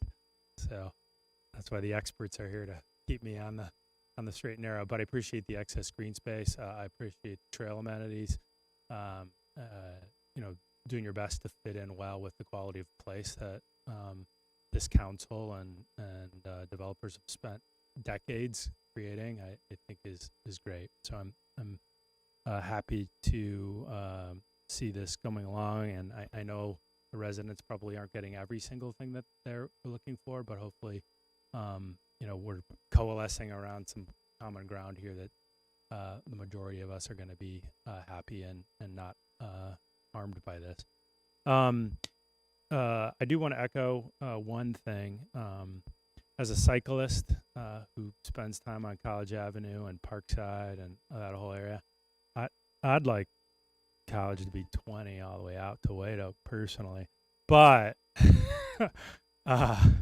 I'm not going to ask that Mr. Otto look at that. But I do live adjacent to Colleen Hoos Elementary School. As we know, we've had speeding problems and running through stop signs, and a friend killed at that intersection at the stop sign by somebody who ran it. And I know what the speed limits are in and out. I know that they're not obeyed. I just had somebody blow by me yesterday and not even pause at the Vernon and Grandview stop sign. I have to remind myself that that's the chief of police's responsibility and not a councilman to do something about that. But so I just say all this to say, please do look at speed limits in and out. I don't know that that's going to keep people from speeding through there. I don't know what will, but please do. I'll echo that comment as well. Thanks, Mayor. Ms. Harris? Thank you, Mayor. I first of all want to thank those who spoke tonight, even on this issue. And if you're still here, thank you for still being here to hear us talk through this and to share in this dialogue, if you will. There's so much here. First, I want to talk about and thank the developers for what they've done, and not just the conversations they had with the community. I can't speak for any other council member, but they've been very open to talk to, even for me as a council member, to get my questions answered and to have honest and earnest dialogue about the project. And that's not always the case. And it was also, they made it known that they were open. A lot of times we typically go through town staff if we get any information at all, where they said, hey, I'm here. You can come directly to me and get your questions answered. So I definitely wanted to share from that perspective. That's a first, and would like to see more of that as we go along and move forward. So appreciate that for sure. The other thing is, this is a very difficult topic in a sense for our community, and I think it was talked about before. We live in a community where there are those who are nostalgic about the community they grew up in, and they're 3rd and 4th and 5th generation in. What I don't like is always the assumption that we're trying to be a Chicago, because we're not. We are Town of Normal and will forever be Town of Normal. But we also understand in which the world we live in. If we want to continue to be able to provide amenities at the level that we do, if we don't want to ever be put in a position to give you subpar water, subpar trash pickup, to continue to tell you that we can pick up your brush and all those things, there are things we have to do as well and be mindful of. The other thing is the service, not only just those services, but I remember we were talking about Connect Transit and bus services. We talk about all the time whether or not there's enough grocery stores. That only happens when you start to do infill. And it's uncomfortable because people who typically buy single homes like to be considered cream of the crop and keep their single home area a single home area. So it is hard when you start to look at how do you infill and be able to provide different types of housing for different types of people and different types of people's needs. And so we want to be able to grow in spaces like looking at being able to provide bus services in locations probably that we currently don't, but could, having a greater number of population. Even looking at where we are placing our fire stations. You know, we look at where our heaviest areas are, and you know, some of that is also distance and some other things, and the chief could talk to that. But again, a lot of that is still looking at the infill piece. And so I know it's uncomfortable for us to address and adjust to. And we know that just society as a whole, it's always the thought of when you talk about multifamily, it gets a little sticky. It's a rarity that people who live in single family homes are comfortable with knowing their single family home is near, even though it doesn't butt up against. And I will say this development did a wonderful job of doing kind of a graded perspective of, they kept it close to what's closest to it, where the single family homes, and further away as you go, it went to the more denser housing. And again, that's not always the case. So, you know, we try to take a look at these things and see as a fit when we can, but again, not always do these things come before us. But I want to certainly share that I'm glad that we're looking at infill. I'm glad we're looking at opportunities for different types of housing. Traffic, I know, has been a constant talk about from council members as well as community members. Some of the issues I think will arise are just there, and those are things that probably have to be looked at regardless of whether you have this type of development where it's mixed or you put a bunch of single family homes over there, just because we continue to grow. And so we have to, I think the theme of the night is reevaluate. We always are going to have to, we're in growth, you have to reevaluate. You have to, it's a part of the evolution. It's a part of the metamorphosis that we're going through. So I think for the most part, this is a very healthy project that we're doing, and I'm looking forward to it. Mr. Nord? Thank you. Two kind of cleanup questions. I don't know if the answers are here tonight, but for the two streets that we're not going to use in the existing neighborhoods, there's Tweaksbury and Colchester. So essentially there's just one house on each of those streets that will use those to access their garage. At some point we need to figure out who's going to maintain that, because it's just for one person's use or one property's use. You know, do we need to maintain that section of street for just that one individual? Or, you know, I'm not looking for an answer tonight, just some point we'll have to figure that out.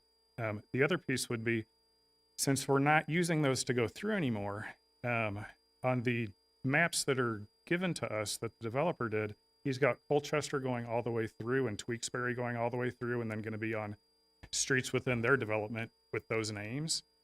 I don't know how the mapping works for like GPS and stuff, but I want to make sure that we don't put something in there that's going to bring people through this neighborhood. They're going to get to that dead end and, you know, swear a little bit and then try and figure out how to get over there. You know, if those street names need to change or something, I'll leave it to you guys. I just see that as an issue that I don't know the solution, but I can see it as a potential problem. Thank you. Just to remind, on the annexation agreement, we need five votes. I don't see that being an issue here tonight based on the conversation. I'll just make the comment, you know, Greg will appreciate this, Mercy somewhat, Pam definitely. You know, when I first got in council, this kind of thing was happening all the time, and the issues were the same. But once the neighborhoods developed and settled in, those kind of issues went away. As you said, Mercy, it became community and neighborhood. Somebody aptly said, you know, change can scare people, and the apt saying was the only person that wants change is a baby with a wet diaper. So, you know, people get nervous when there's new things that come to them and they're unsure of where that's taking them. We understand that as a council, and that's why the work that this body does and the staff does tries to address that as much as possible. Please call the roll. Mr. McCarthy, Aye. Ms. Lorenz, Aye. Mr. Nord, Aye. Ms. Smith, Aye. Ms. Harris, Mr. Preston, Aye. Mayor Kus. Aye. The resolution is approved. Item 10 is an ordinance annexing property in the town of Normal, 72 plus or minus acres at the northwest corner of Parkside Road and West Hovey. Second. Discussion. Please call the roll. Ms. Lorenz, Aye. Mr. Nord, Aye. Ms. Smith, Aye. Ms. Harris, Mr. Preston, Aye. Mr. McCarthy, Aye. Mayor Kus. Aye. That ordinance is approved. Item 11 is an ordinance rezoning property in the town of Normal, dealing with 72 plus or minus acres at the northwest corner of Parkside Road and West Hovey. Second. Discussion. Please call the roll. Mr. Nord, Aye. Ms. Smith, Aye. Ms. Harris, Mr. Preston, Aye. Mr. McCarthy, Aye. Ms. Lorenz, Aye. Mayor Kus. Aye. That ordinance is approved. Item 12 is a resolution approving a preliminary subdivision plan for the same properties, Infinity Point. Move approval. Thank you. Please call the roll. Ms. Smith, Aye. Ms. Harris, Mr. Preston, Aye. Mr. McCarthy, Aye. Ms. Lorenz, Aye. Mr. Nord, Aye. Mayor Kus. Aye. The resolution is approved. We have no new business, thank goodness. Before taking a motion for, no public comment either. Before taking a motion for adjournment, are there concerns or comments? Who left? Ms. Smith? Town staff presented the draft of our next year's budget to us on Tuesday, January 24th. And at that time, the finance director, Andrew Yoon, prefaced the departmental reports with an overview of the entire budget, highlighting the better than expected revenue results for the current year. This bump in revenues locally and at the state level can be attributed in large part to low unemployment and high consumer spending, bringing in sales tax dollars. And as stated in the recent Economic Development Summit, McLean County has the lowest unemployment rate, so here locally we are benefiting more so than at the state level for our economic success. But better than anticipated economic projections have created surpluses in recent years. Understand, forecasting is more art than science. It has been compared to looking at your rear view mirror rather than through the windshield as you drive a vehicle forward at highway speeds. Forecasting is also intentionally conservative, seeking to underpromise and overdeliver. This is good practice, as it's easier to deal with a surplus than to scramble and plug a hole created by underestimating expenses and overestimating revenues. Past surpluses have been used to pay down bond debt, increase pension funding, and increase capital funding for roads. The forecasted budget for the next 2 years is structured to intentionally spend down some of the accumulated surplus in the general fund, even with street resurfacing more than doubling from 10.8 to 22.7 million. Property taxes have been holding steady, and we've made appropriate inflationary adjustments for operating expenses. But I think there's room for yet another adjustment to the budget before we'll be faced with voting on the final budget. The tax that I'm talking about is the vehicle use tax that is assessed on titled assets such as cars, trucks, and trailers. The budget for the next 5 years includes a forecast of 500,000 from this property, from this sales tax, from this vehicle use tax to be added to us. But as I look at the budget, there's enough surplus in the next 3 years to offset a loss of $500,000 if we were to eliminate that tax altogether.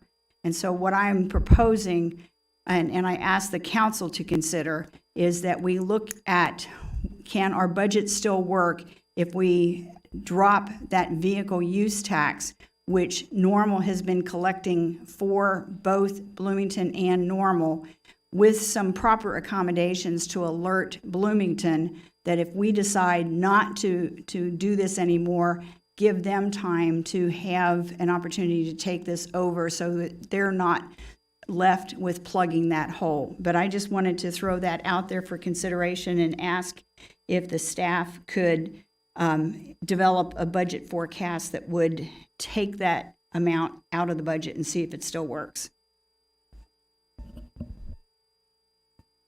Further, Mr. Nord? Just to respond to that, I am absolutely for eliminating the use tax. So I would wholeheartedly support you, and I hope that staff come up with a budget that works without that tax in it. And thank you for bringing it up. Yep. Mr. Preston? Thanks, Mayor. I may just. We can go to drag my comments out 11:30. longer Yeah, we can go, response we can together. go to 11:30. I just wanted to look. I'm not the only one up here who's talking. I just wanted to commend Councilwoman Smith's bringing this up. I think it's a great idea. Makes a lot of sense. Go right ahead, Mr. McCarthy. Sure? Oh, absolutely. Okay. Felt better after talking to Mr. Preston. You did. You got that out. Yeah, I You got worked it through it. You guys got your issues sorted. Good. Wasn't planning on commenting, but I'm supportive of that discussion that Ms. Smith raised. I just wanted to bring up the text 411 line that's out there now. So it's an anonymous tip line to Normal PD. You can text Normal PD to text 411 or tip. Sorry, not text. Tip 411. My communications director getting mad at me for saying the wrong thing. Tip 411. Your anonymous tip that if you have any useful information for the Normal Police Department, you can do that anonymously. Thank you. Motion for adjournment. So moved. Please call the roll. Ms. Harris? Mr. Preston? Aye. Mr. McCarthy? Aye. Ms. Lorenz? Aye. Mr. Nord? Aye. Ms. Smith? Aye. Mayor Kus? Aye, we are adjourned.